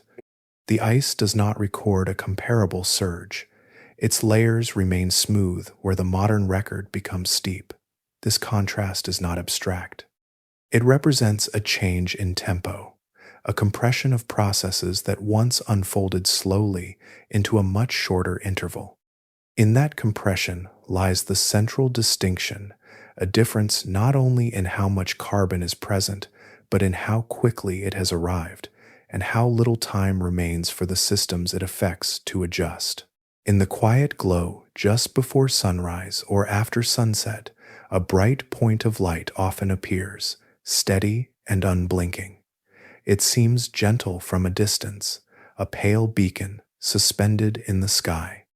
Yet beneath that brightness lies a world shaped by forces that did not find equilibrium, a place where atmosphere and surface no longer balance one another. Venus formed alongside Earth, emerging from the same swirling disk of gas and dust that surrounded the young Sunday. Its size, mass, and internal composition closely resemble those of our own planet. In its earliest history, it likely shared familiar features: rocky terrain, volcanic activity, and perhaps even the presence of surface water. The differences that define it today arose not from origin, but from the direction its climate system eventually took. The surface of Venus now rests at temperatures near 465 degrees Celsius, a heat sufficient to soften and melt metals that remain solid on Earth. This warmth is not explained by solar distance alone. Although Venus orbits closer to the Sun, the additional sunlight it receives is not enough by itself to account for such extreme conditions. The defining factor is its atmosphere, composed overwhelmingly of carbon dioxide, forming a dense envelope that presses downward with a force about 90 times greater than the pressure at Earth's surface. Within this thick atmosphere, heat behaves differently. Incoming solar radiation penetrates the cloud layers and warms the surface, but the energy radiated back upward is trapped efficiently by the carbon dioxide. The atmosphere becomes a barrier, allowing energy to enter more easily than it can leave. Over time, this imbalance raises temperatures until a new, far hotter equilibrium is reached. The pathway to this state likely began with a gradual shift. As the young sun brightened, conditions on Venus moved toward a threshold where liquid water could no longer remain stable on the surface. Oceans, if they were present, began to evaporate. The water vapor released into the atmosphere contributed additional greenhouse warming, since water vapor itself is an effective absorber of heat. As temperatures increased, evaporation accelerated, adding more vapor and intensifying the warming further. This cycle continued until the oceans were lost entirely. Without liquid water, a critical regulatory process ceased to function. On Earth, rainwater interacts with exposed rock, drawing carbon dioxide from the atmosphere through chemical reactions that ultimately store carbon in ocean sediments as mineral deposits. This process acts slowly yet persistently, maintaining a long-term balance. On Venus, once surface water vanished, this pathway closed. Carbon dioxide released by volcanic activity remained in the atmosphere, accumulating over time without an effective mechanism for removal. What emerged was a stable state, but one defined by extreme heat and pressure. The atmosphere thickened, the surface warmed further, and the system settled into a condition where change became difficult to reverse. The clouds of Venus now reflect much of the sunlight that reaches them, giving the planet its bright appearance. Yet beneath that reflective layer, the trapped heat persists. Earth followed a different trajectory. Its position allowed liquid water to remain. Its surface processes continued to exchange carbon between air, ocean, and rock, and its climate system retained the capacity to regulate itself over long intervals. Yet earlier passages have shown that this regulation can be strained, that rapid additions of carbon can push the system towards states far warmer than those experienced in recent history. Venus stands as a nearby example of how far such processes can extend when the mechanisms that remove carbon no longer operate. It is not distant in time or abstract in concept, but present, visible, and governed by the same physical laws that shape climates throughout the solar system. At the center of Antarctica, where snowfall is sparse yet unbroken across immense spans of time, each year settles quietly upon the last. The layers do not melt or mix. Instead, they compress under their own weight, transforming from soft crystals into dense blue ice. Within this gradual transformation, small pockets of air become sealed, isolated from the world above, held intact as the surrounding snow hardens around them. These bubbles are not approximations or indirect signals. They are fragments of the atmosphere itself, preserved at the moment the snow closed over them. Each one contains a tiny sample of ancient air, unchanged except for the immense pressure that surrounds it. By extracting ice from deep beneath the surface, scientists can release these bubbles and measure the gases they hold, revealing the composition of the atmosphere at specific moments in the past. One of the most extensive records comes from a drilling site known as Epica Dome C. There, a core extending more than 3,000 meters downward captures a continuous archive reaching back 800,000 years. The ice is layered in sequence, with younger layers near the top and progressively older layers below. Within this column, the trapped air records the concentrations of carbon dioxide, methane, and nitrous oxide across multiple cycles of planetary cooling and warming. Alongside the gas measurements, the ice itself carries information about temperature. Ratios of oxygen isotopes within the frozen water reflect the conditions under which the snow originally formed, allowing temperature estimates to be reconstructed for the same intervals represented by the air bubbles. When these records are aligned, a pattern emerges with striking consistency. Periods of lower greenhouse gas concentration correspond with colder conditions, while higher concentrations align with warmer intervals. Across 8 full cycles of glacial expansion and retreat, this relationship repeats.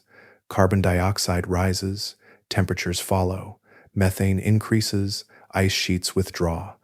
As greenhouse gases decline, the climate cools and ice advances once more. The synchronization is precise enough that it reveals a tightly coupled system where changes in atmospheric composition and global temperature move together through time. A separate record, obtained from the Vostok site in Antarctica, extends across 4 such cycles and shows the same alignment. Independent measurements, taken from a different location using similar methods, reinforce the pattern without contradiction. Together, these cores provide a detailed account of how the atmosphere and climate have interacted over hundreds of thousands of years. Beyond this range, ice is no longer available as a continuous archive. For earlier periods, the record shifts from frozen layers to sediments accumulating on the ocean floor. There, the resolution becomes coarser, individual years blending into broader intervals, yet the sequence extends much further into the past. Within these sediments, chemical signals and fossil remains preserve evidence of ancient conditions, linking seamlessly with the more recent record captured in ice. At a particular boundary within these deeper layers, a thin band of reddish clay marks a moment when normal sedimentation was interrupted. Carbonate material, usually abundant, disappears at this horizon, leaving behind a distinct signature that corresponds to a period of rapid change. It sits between more typical deposits, a clear division that can be traced across multiple ocean basins. Together, the frozen air of ice cores and the layered sediments of the ocean floor form a continuous archive, spanning from the present back tens of millions of years. Each medium records the atmosphere in its own way, yet both converge on the same underlying patterns, preserving a long and coherent account of how the planet's climate has evolved through time. Across continents once wrapped in continuous canopy, the first signs of change did not arrive as a sudden clearing, but as subtle openings where trees failed to return after disturbance. In these spaces, a different kind of plant began to take hold, low to the ground, narrow in form, spreading outward rather than upward. Over long intervals, these openings expanded, connecting into networks that gradually reshaped entire regions. During earlier warmth, forests extended across nearly all latitudes, forming dense, layered environments where light filtered through leaves in shifting patterns. As global conditions cooled and precipitation patterns shifted, these forests began to fragment. Some regions grew drier, others more seasonal, and the stability required for closed canopies weakened. In this changing context, grasses found opportunity. Unlike trees, grasses grow from their base. Their vital tissues remain close to the ground, protected from grazing, fire, and physical damage. When the upper portion is removed, the plant does not need to rebuild from scratch. It simply continues growing from the same point, sending new blades upward. This adaptation allows grasses to persist in environments where repeated disturbance would prevent slower growing plants from surviving. As these conditions became more common, grasses spread across continental interiors. What began as scattered patches gradually expanded into continuous expanses, forming the first true grassland ecosystems. These landscapes differed profoundly from the forests they replaced. Sunlight reached the ground uninterrupted, wind moved freely across the surface, and seasonal cycles became more pronounced. The emergence of grasslands altered the structure of life on land. Plants with tough, silica-rich tissues formed the base of new food webs, requiring herbivores to adapt in order to consume them efficiently. Teeth evolved to withstand constant abrasion, becoming higher crowned and more durable. Limbs lengthened, supporting movement across open terrain rather than maneuvering through dense vegetation. Animals that once browsed on soft leaves began to specialize in grazing. Lineages that would later include horses developed bodies suited for endurance and speed, capable of traveling long distances in search of food.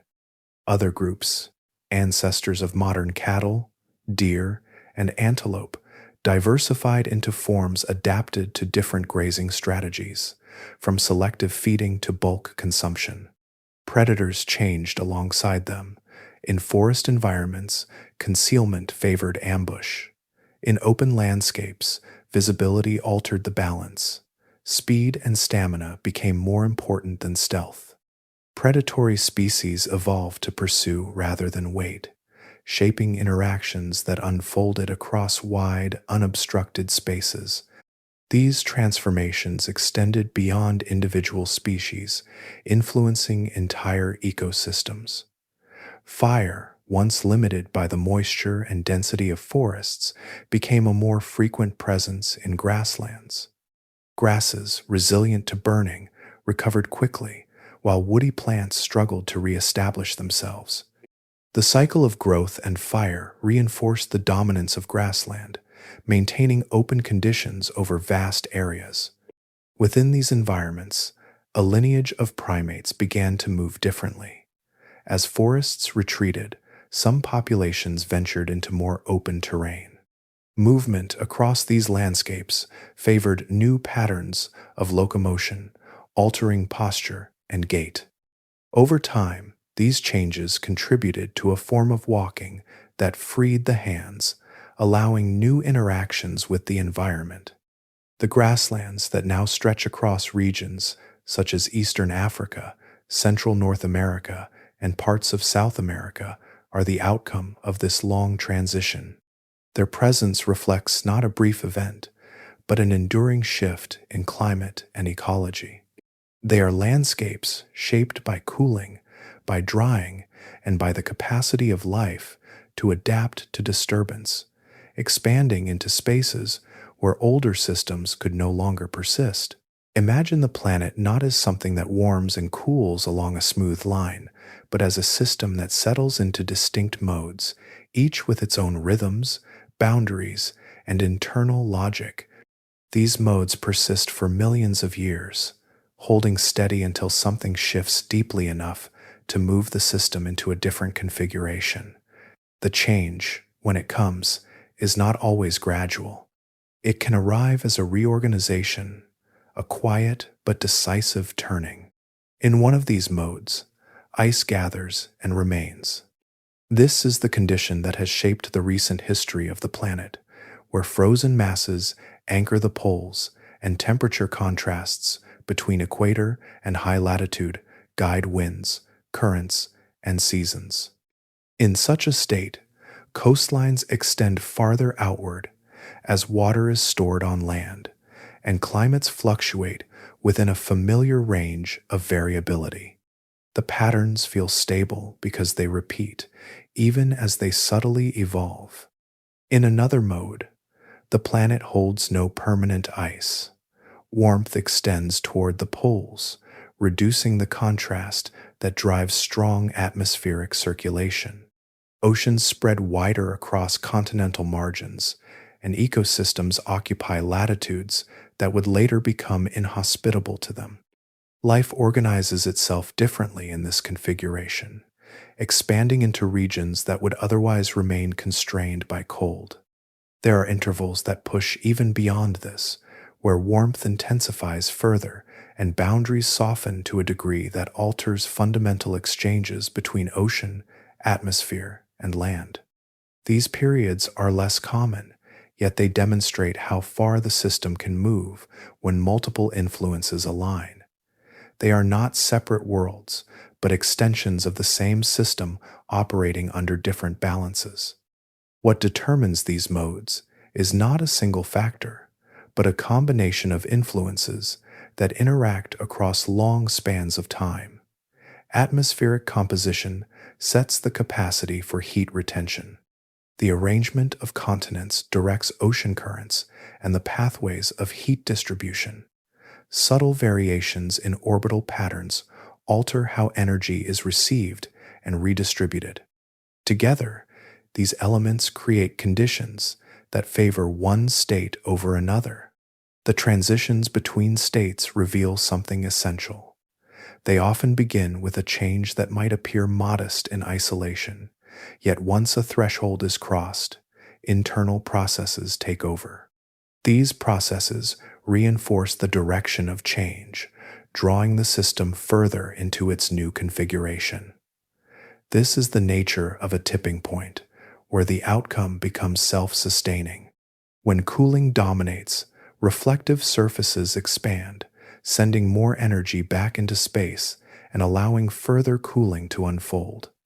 Ocean circulation adjusts, isolating regions and reinforcing temperature differences.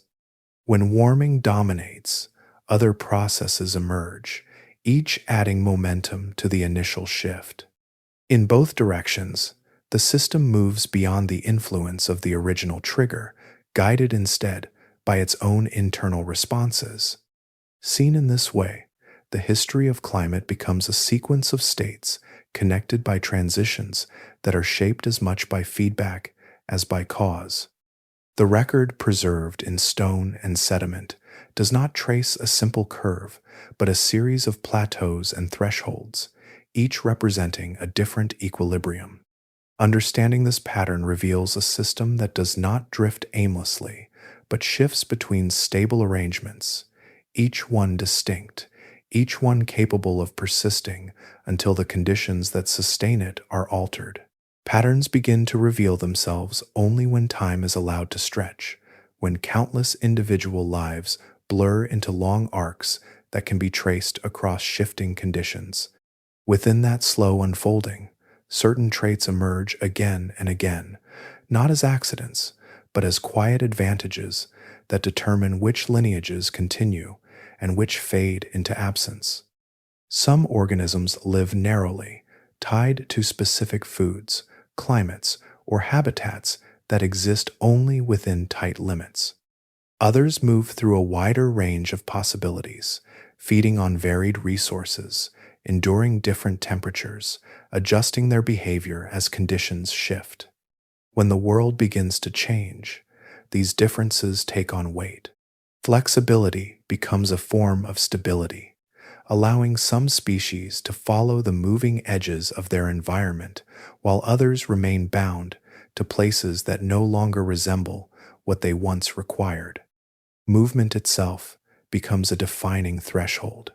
Creatures capable of traveling across distances can track the slow migration of suitable climates, following corridors that open and close over time.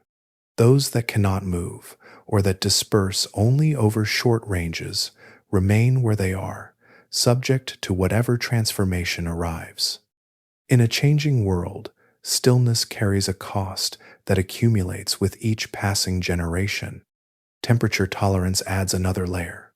Some species function across a broad span of conditions, their physiology capable of adjusting within wide margins. Others are finely tuned to a narrow band, thriving only when the environment remains within a limited range.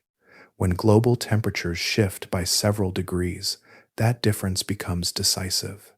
A broad tolerance allows continuity, while a narrow one can push a species beyond its limits. Body size also plays a role that becomes visible only when viewed across many lineages. Smaller forms often reproduce more quickly, their generations turning over in shorter cycles, allowing adaptation to proceed with greater speed. Their energy requirements are lower, and their bodies exchange heat with the environment more readily. In periods of rising temperature, these qualities align in ways that favor persistence. Larger organisms, requiring more resources and longer developmental times, find fewer pathways to adjust within the same window. As the climate later moves toward cooler conditions, another set of pressures emerges. Species already accustomed to seasonal variation, to cycles of warmth and cold, carry with them an advantage in a world that begins to sharpen its contrasts. Those adapted to long stability, to consistent warmth without interruption, encounter a different kind of challenge. Their specialization, once a strength, becomes a limitation when variability increases. Geography shapes these outcomes in subtle ways. Populations connected by land or shallow pathways can exchange individuals, maintaining genetic diversity and allowing recolonization where local declines occur. Isolated populations, separated by distance or barriers, lack this reinforcement. When conditions shift beyond their capacity to adapt, there is no influx to sustain them, and their disappearance becomes more likely. These patterns are not drawn from a single event, but from repeated observations across different intervals of change. They form a kind of quiet logic, a set of tendencies that emerge when life encounters rapid environmental transformation. Each species follows its own path, yet the broader picture reveals consistent outcomes shaped by mobility, flexibility, tolerance, and scale. Within this framework, survival is not random, nor is it evenly distributed. It reflects the interaction between biological traits and the pace of change, unfolding over spans of time that allow these differences to become visible, layer by layer, in the record that remains. Set against the long unfolding described so far, the presence of humans occupies a span so brief it barely registers within the deeper record. The species known as Homo sapiens appears only within the last 300,000 years, a duration that would compress to a fine line if the history of the planet were stretched across a single horizon. Everything associated with human memory, language, and continuity exists within that narrow interval, contained entirely within a climate system already shaped by processes far older than any culture. Within that already short span lies an even thinner layer. Written history, the accumulation of cities, trade routes, and recorded thought extends back only about 5,500 years. Each archive, each fragment of preserved knowledge sits within a period so recent that it overlaps only the final moments of the most stable climate phase the planet has experienced in recent geological time. This phase, known as the Holocene, begins roughly 11,700 years ago, following the retreat of large ice sheets that had dominated much of the northern continents. During this interval, temperature, rainfall, and seasonal patterns remain within relatively narrow limits. Variations occur, but they do not depart far from a central range. Rivers follow predictable courses, growing seasons remain consistent, and ecosystems settle into arrangements that persist long enough to be relied upon. It is within this stability that agriculture becomes possible. The cultivation of crops depends not only on soil and water, but on the expectation that seasons will arrive in recognizable forms, year after year. The timing of rainfall, the length of warmth, and the absence of extreme disruption allow seeds to be planted with some assurance of return. The development of permanent settlements follows, and with them, the structures of human society that extend across generations. This stability is not without cause. Orbital patterns governing the distribution of sunlight across the planet align in a way that moderates extremes, while atmospheric carbon dioxide remains within a range that supports both plant growth and climatic balance. For approximately 10,000 years, concentrations remain between 260 and 280 parts per million, forming a narrow band within which the entire span of early human civilization unfolds. Measured against earlier intervals, the contrast becomes clear. During the event described in distant layers of stone, temperature increased by several degrees over roughly 20,000 years. That change, though rapid in geological terms, still allowed processes of migration and adaptation to operate across many generations. In the present interval, comparable shifts are projected across a span closer to 200 years, compressing what was once gradual into a far shorter duration. Atmospheric composition reflects this change with similar clarity. From a long period of relative stability, carbon dioxide rises beyond 420 parts per million, increasing at a rate of approximately 2.5 parts per million each year. This movement lies outside the range maintained throughout the entirety of the Holocene, extending into conditions not experienced during the time in which human systems developed. Seen together, these intervals form a layered perspective. The deep past reveals how the planet responds to shifts in carbon and energy. The more recent past shows the narrow window within which human life has organized itself. And the present moment exists at the intersection of both. The span is short, yet it sits within a system that operates across vast scales, where changes accumulate and unfold long after their origins have passed. Stillness can give the impression of permanence, as though the arrangement of land and climate has settled into its final form.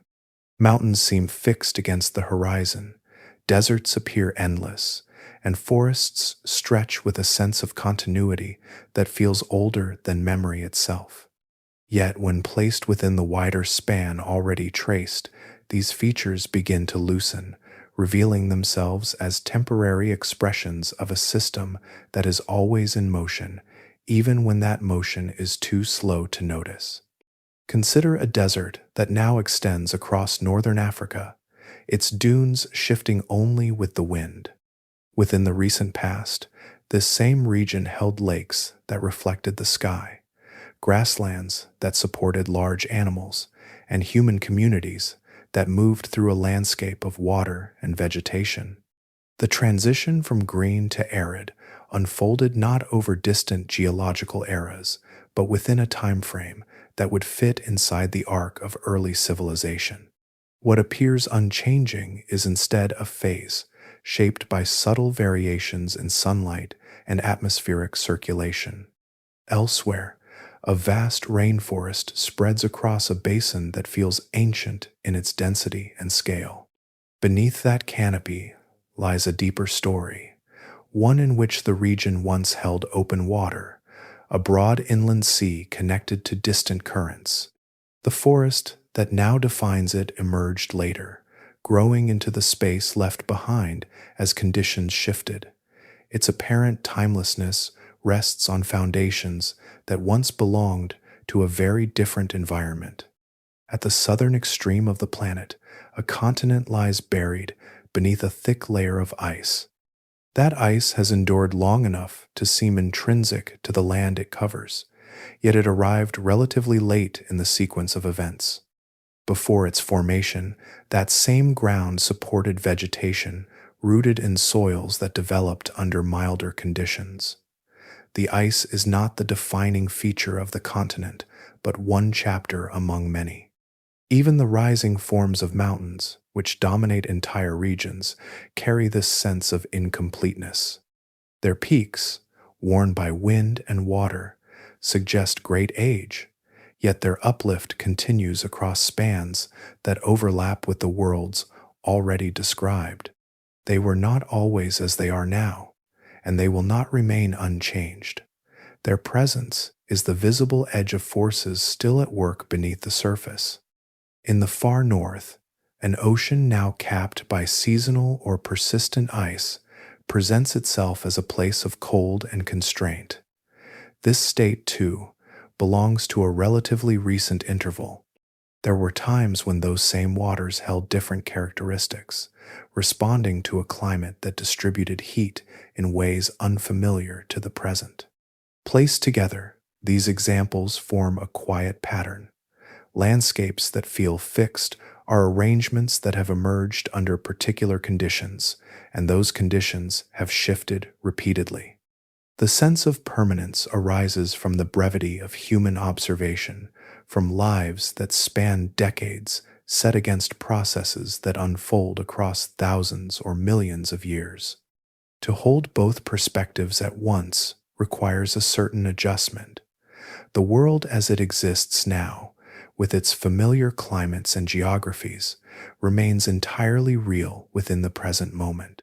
Yet alongside it exists the understanding that this configuration is one of many, shaped by the movement of carbon, the alignment of orbits, and the gradual reorganization of land and sea. Between these states lies not a boundary, but a continuum, where change accumulates until it becomes a different world, equally complete, equally real, separated only by time. There is a way in which nothing that happens to the atmosphere is ever truly lost. What rises into the air does not vanish. It changes form, shifts location, settles into new structures, and becomes part of a record that accumulates slowly, layer upon layer, beneath oceans and across continents. The surface may seem transient, but the materials beneath it retain a memory that endures far beyond any immediate transformation. Along certain coastlines, pale stone rises in sheer faces, composed almost entirely of the compacted remains of microscopic life. Each grain within that stone once existed as part of a tiny shell formed in seawater from carbon that had circulated through the atmosphere. When those organisms died, they sank, gathering over immense spans until pressure turned their remains into rock. What appears as a single continuous formation is in fact the quiet accumulation of countless lives, each contributing to the long storage of carbon removed from the air. Elsewhere, dark seams run through layers of sediment, dense and rich with the remnants of ancient vegetation. These seams originated in landscapes once covered by forests that grew under very different conditions, drawing carbon into their tissues through the process of growth. When those forests were buried, their material was compressed and transformed, preserving the carbon in a stable form that could persist for hundreds of millions of years. The forests themselves are gone, yet their chemical imprint remains, held within the structure of the rock. Beneath oceans and within basins, other forms of stored carbon exist, derived from the remains of marine organisms that accumulated over vast intervals. Under pressure and heat, these materials changed into substances that would later become sources of energy. Their origin lies in biological activity, in the conversion of atmospheric carbon into organic matter, followed by burial and transformation across deep time. When such reservoirs are returned to the surface and their contents released, the process moves in reverse. Carbon that had been removed gradually over immense durations is reintroduced into the atmosphere within a much shorter span. The contrast between these timescales becomes part of the story itself, recorded in the changing composition of air and ocean. The evidence of past events remains embedded within this record. Layers formed during earlier intervals preserve distinct chemical signatures, variations in isotopic ratios, and traces of biological disruption. These markers persist across millions of years, allowing distant events to be identified long after the conditions that created them have passed. They are not interpretations imposed later, but direct consequences of the processes that occurred at the time. The present moment is undergoing the same kind of incorporation. Materials are forming now that will eventually become part of future strata, carrying within them the chemical characteristics of the current atmosphere and ocean. Shells, sediments, and mineral deposits are recording these conditions as they develop, creating a continuous archive that extends forward as well as backward. In this way, the planet maintains a form of autobiography written not in words, but in composition and structure. Each layer contributes a chapter, preserving the state of the system at the time it formed. Over long spans, these chapters accumulate into a record that can be read by examining the materials themselves, revealing how the atmosphere, the ocean, and the living world have interacted across the full sweep of time. Across the long record already traced, life unfolds without reflection. Creatures move through their environments, shaped by pressures they do not perceive as patterns, only as immediate conditions. In distant warm forests near the poles, reptiles once rested beneath canopies that filtered unfamiliar light, their bodies tuned to temperatures that no longer exist in those regions. They did not register the broader state of the planet, only the warmth of the ground and the rhythm of their own survival. Small mammals, adjusting in size as conditions shifted, carried within them the imprint of change without any sense of its scale. Their bodies altered across generations, responding to heat and resource availability, each adjustment guided by the quiet logic of biology. No awareness accompanied these shifts. No recognition that they were part of a larger transformation extending across oceans and continents. Later, as climates cooled and ecosystems reorganized, entire groups disappeared from the record.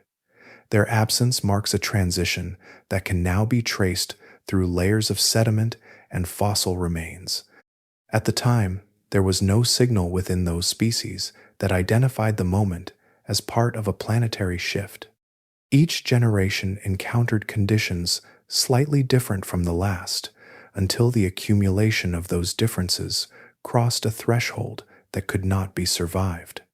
For most of the planet's history, this has been the pattern. Life responds, adapts, or vanishes, all within a system that operates beyond awareness. The processes that drive these changes continue regardless of whether they are understood.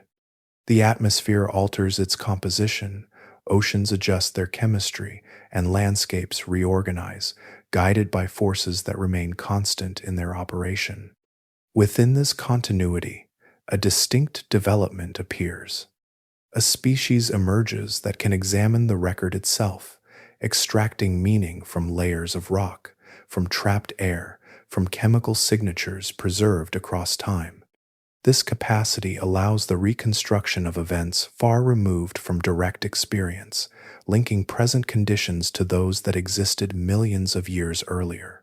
It is a form of perception that extends beyond immediate surroundings, reaching into the deep past. This awareness does not alter the underlying mechanisms. The same interactions between carbon, temperature, and circulation continue to operate. Mountain ranges still influence weathering processes, oceans still absorb and redistribute heat, and biological systems still respond to environmental constraints. The scale and persistence of these forces remain unchanged by the presence of observation. What differs is the ability to recognize patterns that were previously unperceived. The connections between cause and effect, spread across vast spans, become visible through careful study. The present moment can be placed within a broader sequence, understood not as an isolated condition, but as part of an ongoing system with identifiable behaviors. This introduces a dimension that has not appeared before in the record. Awareness itself becomes part of the system, not as a force that changes the physical processes directly, but as a perspective that can interpret them.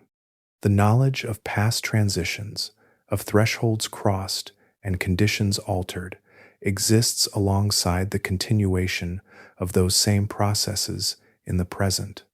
Within this setting, the current moment holds a dual character.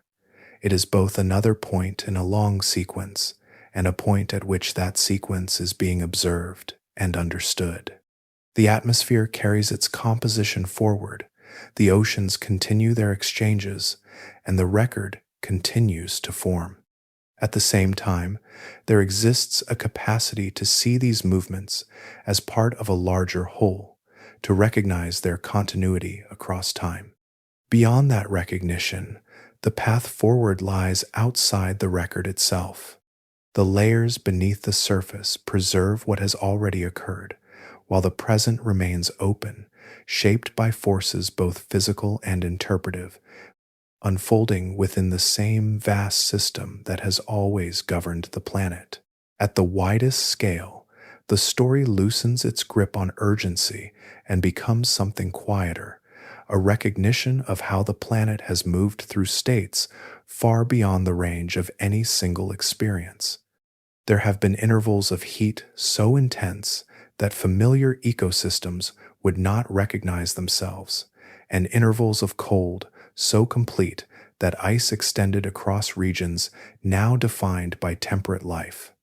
Each of these conditions held for long stretches, then yielded to something different, shaped by forces that never cease their gradual work.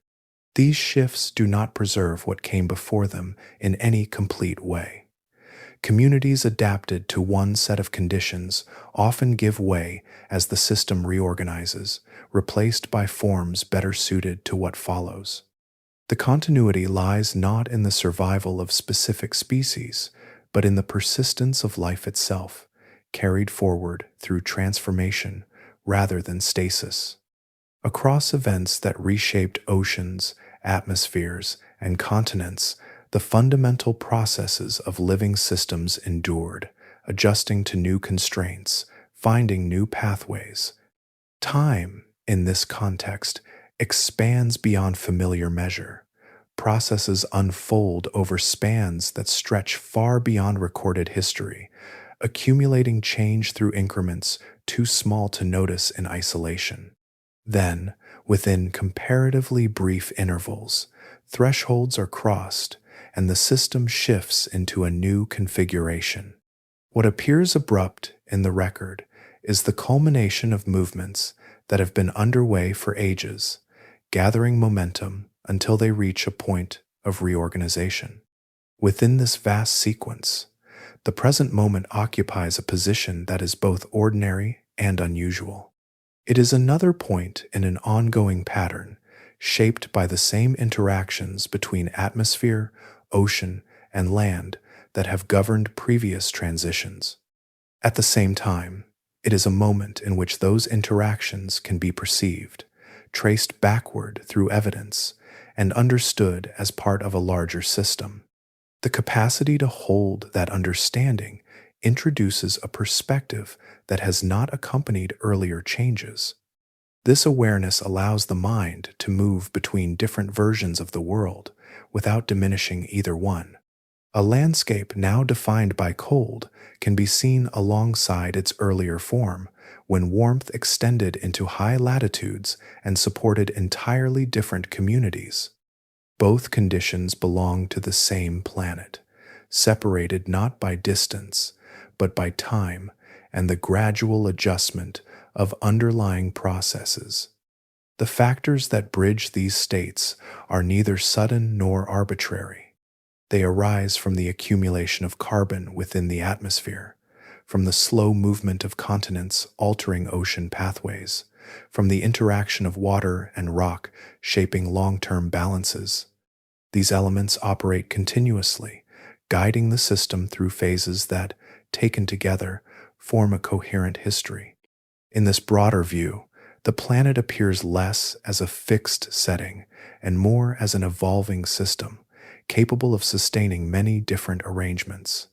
Each arrangement holds for a time, then yields to another, not through disruption alone, but through the steady operation of processes that respond to changing conditions.